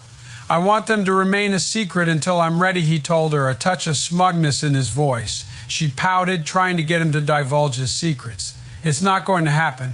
Plus, I think you should check on Laura. She could be hiding. With this, Lynn left, seeing if her child was just procrastinating. Lincoln sat back in his chair, getting lost in his memories again. Lincoln was nearing the end of his high school career. He had tried to sell a few comics and get hired on by some companies, but each rejected him. They loved his talent for art and writing, but the art was not as stellar as some of those already in their employ. The writing was above and beyond what they were getting from the staff, and they always told him how good it was. But the art was not something he could do. He was incensed that they liked one part but not another, letting him stew in anger at his situation. Half the company said they would hire him if he was okay with only writing, but he wouldn't accept anything less than doing art and writing. He started to put his anger to use, producing one story after another, little by little improving on his skills. He started to accept that being just an author wasn't too bad, even if it wasn't his dream. The house was ready to change again. Luan had done a few odd jobs, thankful for the expunging of her record, and was saving a good bit of money. She set up a meeting with their parents at the dinner table. Lynn sat on the couch watching TV, with the twins beside her. Mom, Dad, Luan began. I just wanted to let you know that she choked on the words, that I have been saving up some money and, well, I just found a place to move into. She found it hard to keep going. Her parents were tearing up. The twins had begun to take notice of the events unfolding in the dining room. And it's right around the corner, SS, so you can visit and stop by any time you want. She spoke the last sentence louder. Lynn heard. Oh, honey, you don't have to move out, her mother stated. She got up and pulled her child into a hug. It's okay, Mom. I wanted to do this since I need to learn to be on my own, she spoke, sniffles interrupting her every few words. Well, just so you know, you're always welcome back here, her dad informed her, having gotten up to stand by his wife. The news spread to the other siblings. She was assisted in moving out to her own place, the move being quick due to how little she owned to take with her. The family helped her pick out furniture so that she wouldn't deal with a bare-bones home. Even so, the home was still largely unfurnished by the end of it all. She thanked them, happy for the help. A few weeks passed by, everyone remaining in the home with their parents, getting used to not having Luan home again. Lynn felt guilty for not trying to spend more time with her older sister. She gave her space, knowing that Luan was still troubled about what she had done to her. It gnawed and gnawed at Lynn, until one day she decided to visit Luan. She convinced Lincoln to follow her, hoping he would be enough to calm Luan when she was around her. A few moments later, she was ringing the bell. Luan opened the door and looked shocked at the sight before her. Quickly did she usher them in and tended to them, being a kind hostess. So what brings you two here? Luan asked, fidgeting a little. Well, we just wanted to stop by and see how you were doing, Lynn explained. Luan was fidgeting more and more. Thanks for coming by. I'll be right back. I just need to check on something, Luan said. She had been squirming a lot, having a hard time just sitting still. She left, making a mad dash up some stairs. A few minutes passed, and Lincoln decided to go and check on her. He looked upstairs for her, finally stopping outside a door that he could hear her voice coming from. You're all right. It's just Lincoln and Lynn. All they want to do is visit. You're all right. He heard her repeat to herself in a hushed voice. He sent a text to Lucy explaining everything so that she could help them out.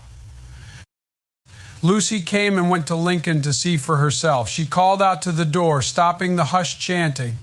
Luan opened it, smiling as she saw her sister there with Lincoln. They all went down to continue visiting, the atmosphere much calmer than it had been. They stayed until the evening came, leaving as the sun was close to dropping right behind the horizon. It was a beautiful view. Lincoln heard Lynn call from within the house. He followed the voice, curious to why he had been summoned. He came to Laura's bedroom, seeing her ready for bed with Lynn in a seat next to it. He smiled, happy everything was all right. I believe you made her a promise, Lincoln Lynn reminded him, smiling. I did, and I'll keep it. He sat on the bed, reaching for a book on her nightstand. Princess Pony tonight, he asked, confused by her choice in reading material. Laura nodded her head, waiting for him to read it. He wasted no time in reading it to her, keeping an eye open to see if she had drifted off until she had, only to then close it and tuck her in. Lynn and Lincoln left, making sure she wouldn't be disturbed. I guess she has the same taste in reading as you, Lynn joked. Lincoln didn't bother to correct her, letting her enjoy her laugh. I guess he agreed. Do you think we're doing a good job raising her? He was very worried if the tone of his voice was any indication. I know we're doing a great job. She's happy, she's safe, she's healthy. What more could we ask for? Lynn helped to soothe his fears. Why do you ask? I have to finish my new book soon, and it's been getting to me a little, he told her. He didn't want to put any burden on her shoulders. She gave him a quick kiss on the cheek, having to bend him down to meet her. The years certainly made him taller than her, if only a few inches. It's going to turn out great, just like your other stories, she assured him. He grinned, knowing her words were sweet nothings. They retired for the evening, turning in after a long day. He visited one more memory, wanting to see something happy, if only in a minor way. He had just enough money. 3 years after finishing school, he and Lynn approached their parents, telling them they were moving in together. He explained how it would be cheaper to live together, as well as the fact that he could help Lynn with living in a new home.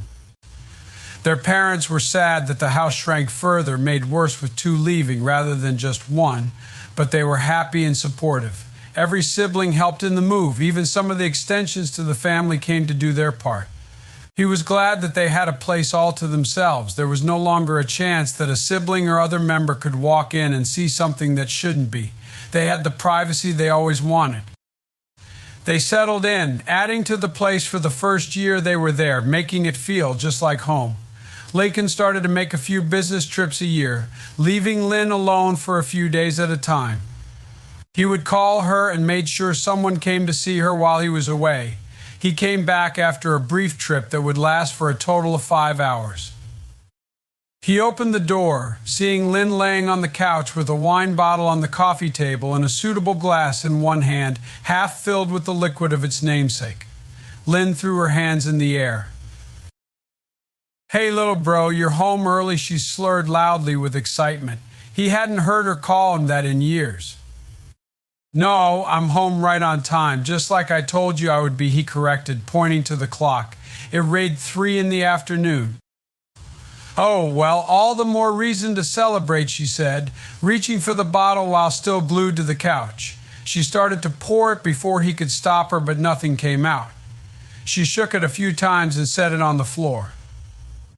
"I guess it's empty, which means we can break open some of that Italian stuff," she slurred still, taking another drink of what was in her glass. He went over to her, standing within arm's reach. "How many glasses have you had?" he asked, keeping his tone calm. "I'm not drunk," she retorted. "Sit up," he commanded, still calm. She tried to sit up, throwing her arms before her to assist. She still lay on the couch.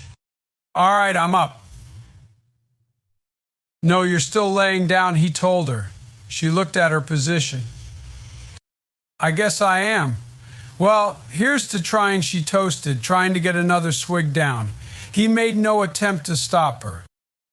How many glasses, Lynn? He asked once more. She set the glass on the table, counting it all out as she recalled the number. Let's see, there was the one, then the two more, then the three with that lunch, then the one here, she told him. She took back the glass with the last word and drank, leaving a pitiful amount behind. Come on, Lynn, let's get you to bed. You had enough fun for one day, he said, picking her up and carrying her to their room. She dropped the glass, spilling the wine in it on their rug. Oops was all she managed at the event. That's all right, I'll clean it up later. Right now you need some sleep, he said. He was calm still, not wanting to berate her since she probably wouldn't remember a thing. Thanks, Linky, she slurred. He set her in bed, pulling the blankets over. Hey, Lincoln, you want to know a secret? Sure, he said, indulging his curiosity. Okay, the secret is I'm drunk. Because I couldn't stand the pain, he looked at her, his expression becoming more grave. She continued. I know that I moved on from the injuries and the problems there, but the pain is always there, just niggling at you at first, growing and growing, until one day you have to get rid of it. 1 drink starts to dull it, 2 makes it really dull, 3 has it barely noticeable, 6 makes it stop. And a few more make it disappear. For a while. She smiled her drunken smile, putting a finger up to her mouth in a shushing manner when she finished. He smiled back, letting her know he would keep quiet. She closed her eyes, passing out. He made sure to have some entertainment while he waited in the chair in their room. He even made sure she was on her side in case anything came up. He waited, not even getting dinner and only leaving the room if necessary for her to wake up. The clock ticked, telling him it was nearly midnight. She started to stir, sitting upright and rubbing her eyes. Oh, she said when she saw him. Do you need anything? He asked, taking a seat on the bed to be next to her. She turned away from him. I think some water, she told him. He left, getting what she wanted as well as a bucket just in case. He came back and she still couldn't look at him. He gave her the drink and she sipped on it. I know you're disappointed in me, she told him. I'm not disappointed, Lynn, he told her. Yes, you are, she objected. I'm not. I'm concerned, he said. She looked at him, confused slightly. You said you were in pain, Anne. Do you remember that? She interrupted. Just forget what I said. Lynn. I said forget it. I was drunker than hell and I just want to deal with this hangover in peace, she said, stopping him. It won't happen again. We can talk later, but now I just want a little sleep, he said, rubbing his eyes. He crawled in, not bothering with removing his clothes. I just want you to be okay, Lynn. She laid back down, going back to dreamland herself. She could feel him wrap an arm around her. A quick good night later, and the both of them were back to sleep. Lincoln repeated the same sentiment in his mind as he wrapped his arm around Lynn. He knew she was okay now, having helped her through some of those troubled times. He could only wish so much. The next day broke and he could smell breakfast. The other body sharing his bed no longer had a presence. He thought now was as a good time as any to join his family for a good meal. Laura told him about her dream and he expressed great interest in it. He always acted so kind, doing as his father did whenever he wasn't sure of how to handle something. The day was off to a great start. Lynn got Laura to leave and play with her toys for a bit before sitting down with Lincoln. Luan's going to come over later today, Lynn told him. I'm glad. Laura's been wanting her to visit again, he said. Yeah, I'm glad she's gotten to meet her aunts. Apparently she's going to get another cousin. Really? From who? Lori. This will be baby number 7, I think. I guess she's trying to compete with Mom, huh? Lincoln laughed with Lynn joining him. I guess so. Lynn was trying to broach a subject but didn't seem to know how from what he could tell. What are you trying to say, Lynn? He asked. Apparently another brother and sister couple made the news, she told him. Society had been transforming a lot from what they once knew, but he knew what was being said.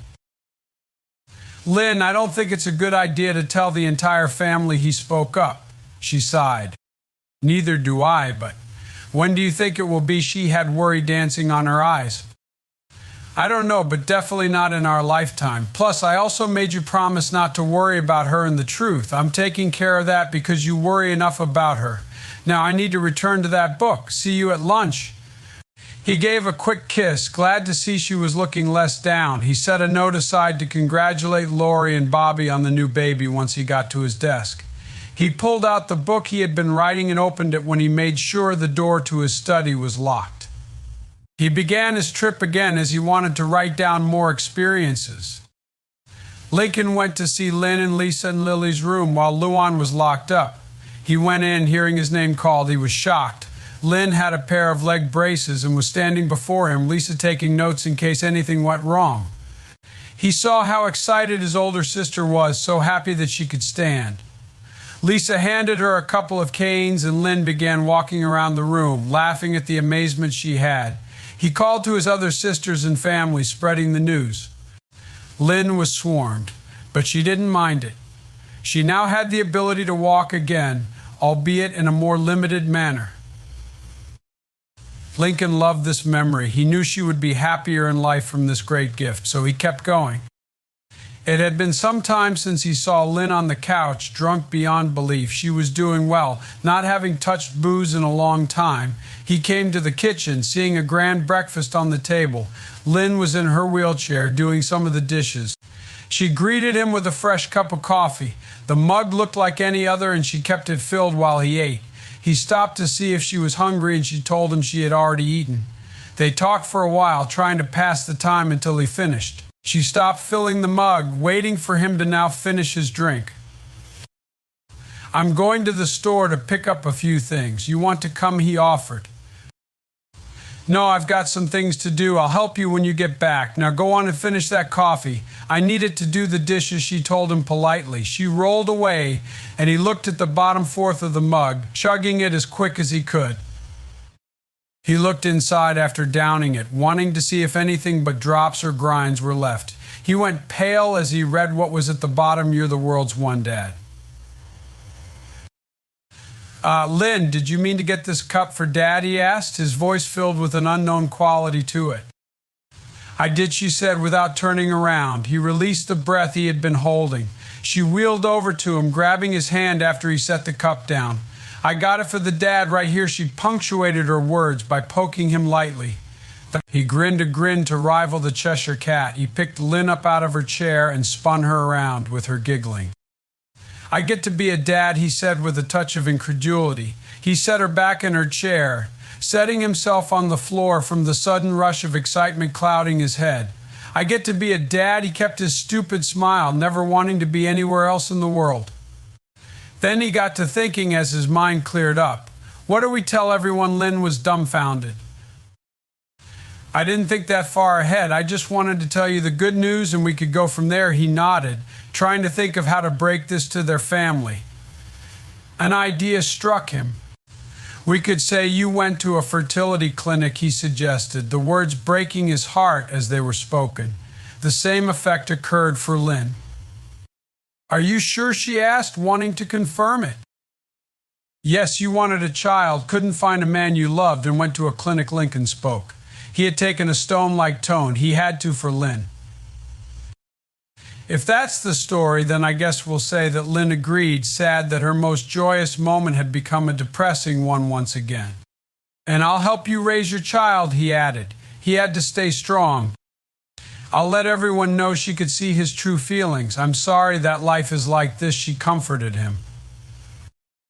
"Lynn, more than anything, I'm happy to be a dad." He got up from the floor as he spoke. "I just want to be the best that I can be, both for you and our family." They hugged, enjoying the bittersweet news. Lincoln teared up a little, enjoying the precious memory. He enjoyed his position in life, hoping he could always be like this at the very least. He had no regrets over creating the story, and he liked it that way. Appearing as the always helpful brother, he knew they saw him as since the day he was born. The doorbell rang, and he knew who it had to be. He left his study to answer the door, beaten by Laura, if only barely. "Hi, Aunt Luan," the young girl greeted, smiling as she saw the family member before her. "Hey, Laura, how are you?" Luan returned. Before Laura could answer, Lincoln arrived, interrupting the conversation and ushering Luan inside. He sometimes wished she would just take those few steps and instead of waiting, but he knew of her problems, always dismissing the thought. Lynn came into the living room, walking with more confidence in her step and not so awkwardly. She greeted her sister, offering to help make her more at home. Luan declined politely, agreeing to drinks when Lincoln suggested it. He left, leaving Lynn and Luan to take a seat in the room. Laura joined her mother, sitting on her lap. Luan began looking as if she couldn't sit still for much longer. Lynn worked quickly. "Say, why don't you go tell your aunt how excited you are about starting school?" she told Laura, encouraging her to go over to her relative. She did so, her aunt listening intently to every word coming from her niece. Luan looked more relaxed, distracted from being alone in the room with Lynn. Lincoln came back, giving everyone who was thirsty their drink. They visited, catching up on what might have been missed among them from all that was going on with their whole family. "I think that about wraps things up," Luan said. "I guess the only thing left is the family reunion in about a month. Are you guys coming?" Lynn and Lincoln exchanged confused glances. "Another one so soon?" Lynn asked. Luan nodded her head. "Yeah, that's what everyone kept asking, but I checked with Mom and Dad and they said so," Luan explained. "Last one was 6 months ago. Do you think something's up?" Lincoln asked, concern clearly on his mind. "I don't know, but I asked if Lisa could look into it, so she should definitely know about anything if it's bad. Hopefully not, but life's funny," Luan said. Laura was playing on the floor with some of her toys, not giving much mind to the conversation. Lincoln certainly enjoyed how she could lack in life's worries, wishing he could go back to then occasionally, a sentiment shared by all in his family, even if unbeknownst to him. Luan looked at her watch. "Oh, I didn't know it was that late already." She looked for a window and saw in the kitchen that the sun was getting rather low in the sky, confirming her watch and its timekeeping. "All right, well, I guess we'll see you at the reunion then," Lynn said. "Say goodbye to your aunt," Lynn reminded her daughter. "Bye, Luan," Laura said, getting up to give her a hug. Luan returned it as she headed for the door. Everyone said goodbye to each other, Luan giving a final wave as she turned around and closed the front door behind herself.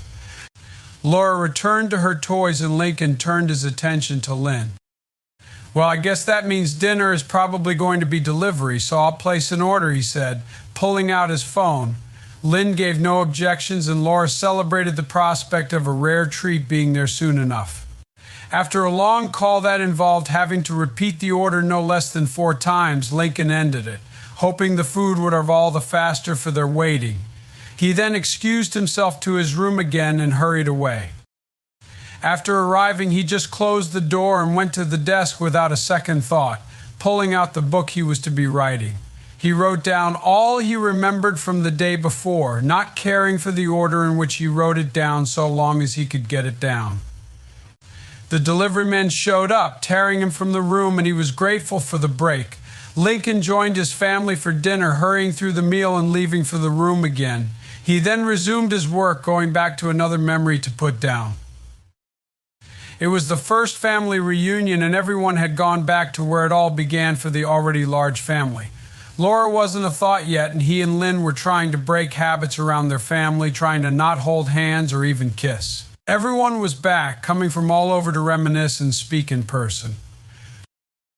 Lori was there with 2 children and a third on the way, Bobby constantly near her as they moved about. Leanie was there with her husband and son, chatting away and being happy. Luna was there, though without anyone special in her life. Luan had followed suit with Luna, both having focused on careers more than family. Lucy had her boyfriend, the twins with their own, of whom were also twins. Lisa was alone, also having focused on her career. This left Lily being the last member to be without a +1, so far as Lincoln and Lynn were concerned. Lincoln caught up and met every last addition to the family, greeting them, finding out who was going to be a fiancé soon by his estimates and making sure all was going well with everyone's piece of paradise. All throughout, he saw Luan slowly withdraw and take a seat, refusing to mingle. He then moved over to her and pried into her reasons for withdrawing. "Come on, there must be a reason to why you're like this," he urged. Luan sighed before turning to face him. "Funny business is shutting down," she said. He scoffed at the idea. "Oh, come on, things can't be that bad." "I'm not joking, Lincoln. I'm going to sign on the dotted line and make sure it gets shuttered forever." He looked ready to say something, but she caught him before he could speak. "Business isn't going great. I've been getting less bookings for the past 3 quarters and have seen the numbers drop exponentially. I haven't turned a profit in the last quarter. It doesn't sound like much, but it's different. It's one thing when the profits are low because I can account for it myself, but it's another when I can't get the bookings," she sighed in frustration. "I can invest, if that'll help," Lincoln offered. "Thanks, but I can't accept it. You can barely support yourself and Lynn as it is, let alone being able to invest the amount I need. It'll take a miracle for me to get back in the black." She hung her head and looked at the ground. "I just can't compete in the market anymore. I'll have to cut my losses if I don't see improvement soon, and then that'll just leave me with needing to go to school. Which brings me to another problem." She took a sip of her drink. "Just look at me. I should have a husband and family by now. I should have a successful career under my belt, and I have neither. I'm getting to the point where I will have nothing but cats in my future with barely any kind of financial support. I can't even get a good degree at this point." "Luan, you managed to have a business when we were younger. That's more than most of this family has done. And then you managed to resurrect that business after it had been dead for a good while. Who else can say that in the world?" She lifted her head and looked at him. "Lincoln, your words are nice, but I just want to go home and wait for my liver to rot away, just so I don't have to see funny business close again." She took another sip to finish off her sullen statement. Lincoln put his hand on her shoulder. "Luan, you're a great businesswoman and an even better comedian. I know that you're going to succeed and that things will turn around for you." She smiled at him, even if only briefly and with just as much effort put into it. "Now, have you told Dr. Ling about any of this?" "Yeah, and he knows full well that I'm not going to enjoy a cocktail for one last breath. He doesn't think I'll end it. Unlike you, he sensed a sort of sarcasm to her words and retaliated in kind. "Well, that's all right, because I'll hand you your ass if you did enjoy such a treat." She chuckled at his words, and he knew he had reached her in her darkest moment, at least in this place and time. A week later, Luan learned that her biggest competitor had made himself a little too comfortable with children and was arrested. She took advantage of the situation, fixing her marketing around it and giving discounts to those who had booked his company for a time in which he would now be unavailable. She saw profits triple in the next quarter and called Lincoln to thank him for the emotional support. He finally quit beating around the bush. Lincoln knew he had to include the events surrounding how Lynn had become crippled, how life had become a hell for the family. He had to. It was his duty to tell his daughter the truth, and he had to give it in the proper telling of details. He waited so long to begin telling that he almost forgot how life became this way for them, of how she had begun her journey into life through the actions of that one night 2 decades ago. It pained him to begin telling what amounted to one big life story, but he had to. He tore open the wounds of the past to relive them again. He felt the tears of those nights flow again. Lincoln could hear the crunching of knees, the sundering of flesh, the creaking steps. All of it. He had to set the book aside, feeling his heart begin to beat in a rhythm similar to when he saw the terrors for the first time. He waited for the calming process to begin, glad when his beating heart began to reach normal levels again. He put his hand on his face and rubbed his eyes. A knock came at his door, and he looked to find the book, not realizing he had thrown it across the room. He grabbed it quickly and gripped it tightly as he opened the door to find Laura standing there, wide-eyed with worry. "Are you okay, Uncle Lincoln?" she asked. He gripped the book tighter and tried to set it from her view before answering. "Yeah, I'm okay. I'm just okay. Why do you ask?" He lied with a slightly teetering voice. "I heard something loud and I thought something bad had happened," she explained. sorry about that, I just dropped something. That's all he fibbed. She didn't seem to buy it at face value, but still went okay and left for the opposite end of the hall, where the bathroom sat. Lynn wasn't far behind her on the stairs, stopping by Lincoln on her trip. Are you sure you're okay? Lynn asked. She was just as worried, if not more so. I'm fine, he lied again. Lynn wasn't buying it either. I heard you yell fuck at the top of your lungs, and then a thud, she said, telling him he was caught in a lie. He didn't remember the expletive, but now he knew why they had begun prying.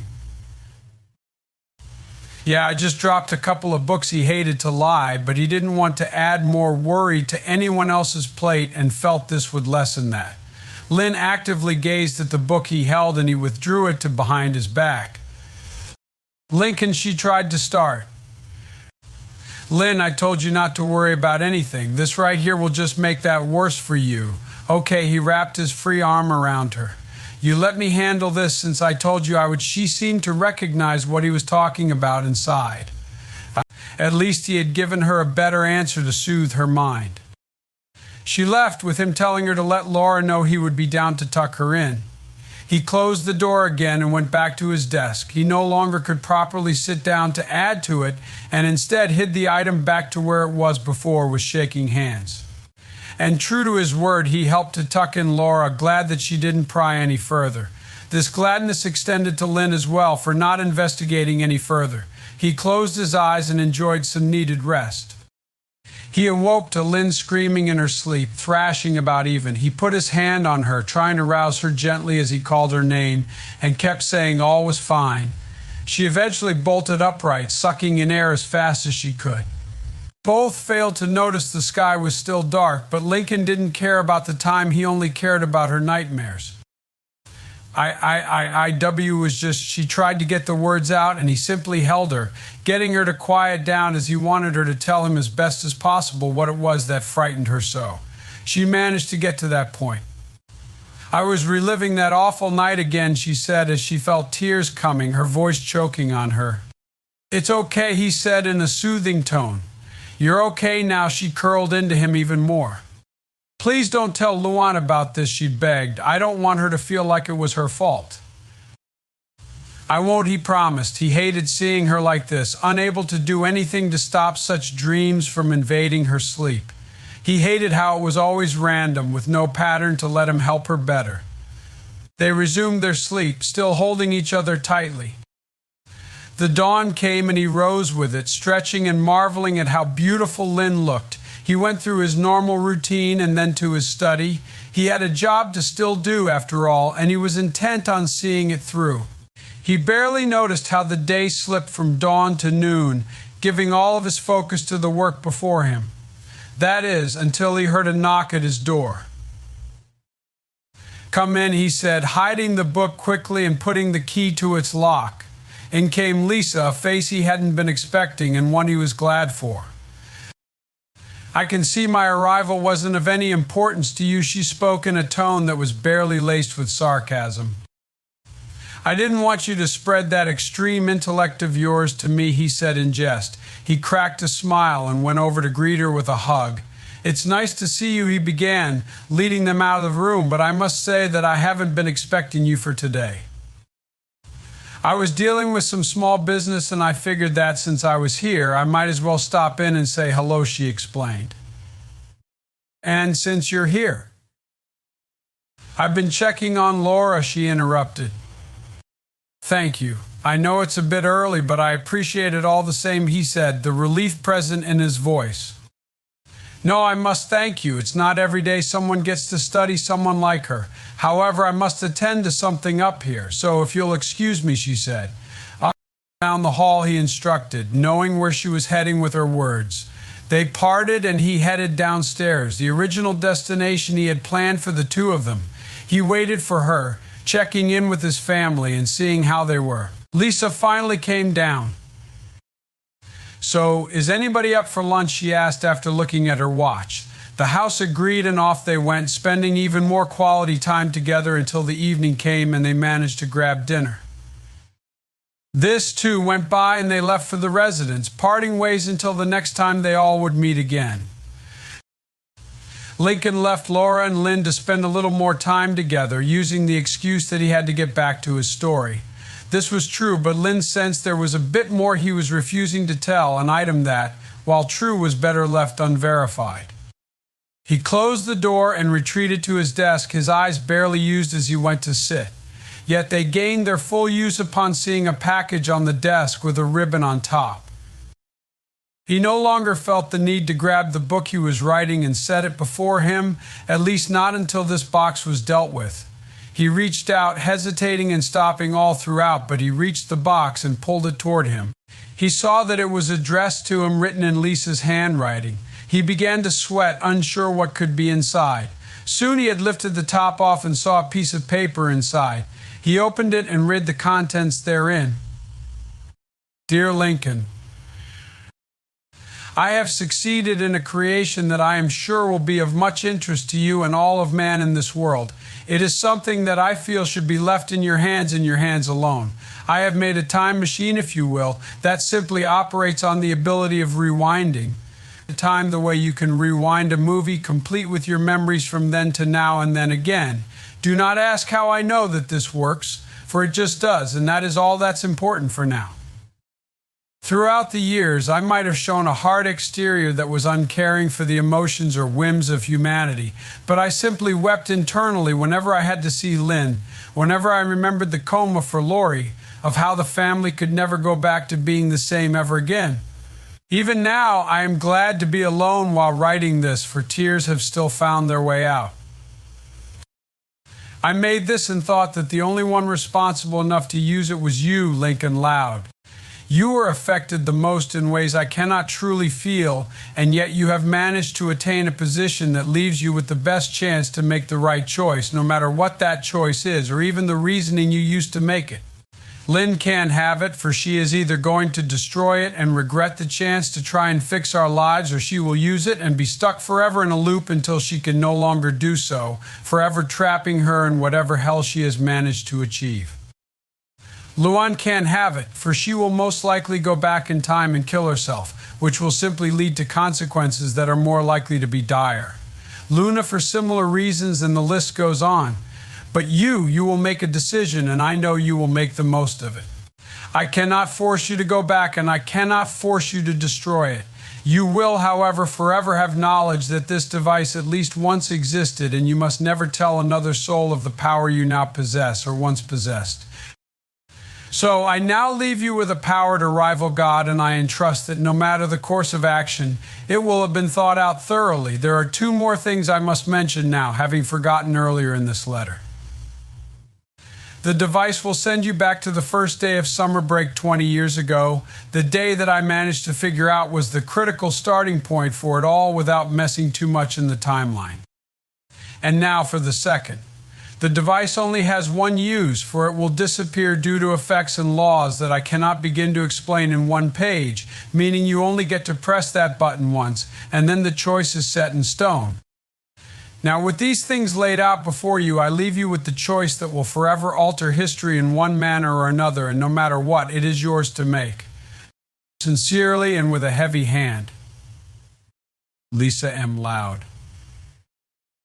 Lincoln held the paper. He couldn't believe what his eyes were seeing. A time machine? A chance to undo all that was wrong? No, it couldn't be. He looked in the box and saw a small silver thing that looked like it belonged on a keychain, as if it were an ordinary light or as if it were used to open the garage for a car. He saw the single green button. His hands shook, his breathing escalated. Why wouldn't it? After all, he held something more powerful than anything else in the world. He could do whatever he wished with it. Lincoln knew Lisa was right when she compared the power in his hands with that of a powerful deity. He could go back and prevent Lynn from being crippled, could go back and keep Luan from doing horrific things, to keep the family normal. He could go back and fix all the wrongs in the world that involved him and his family. But what about Laura? She was already healthy and happy. Luan, while certainly affected, was in a much better place than 5 years ago. Luna was happy. His sisters had managed to become happy and carve their own paths in life. Could he really go back and hope they managed to find happiness again while also adding to it? Could he really gamble with their lives? What if it only got worse than now? He set the device on the table, pale from having this power over lives in his hands. He would know of all the horrors that transgressed in life before now. He would have memories of his child and never know if he would ever get back to that point again. Lincoln would never be sure if Laura would be healthy enough to enjoy life. He was unsure if he could keep Lynn from getting hurt worse. He had a power to rival God himself, and he was unsure of how to handle it. Lincoln Loud set his arms on the table, using his hands to cover his face as he used the arms for crutches and stayed like that for what felt like an eternity, even as the evening sun splashed him with its dying light.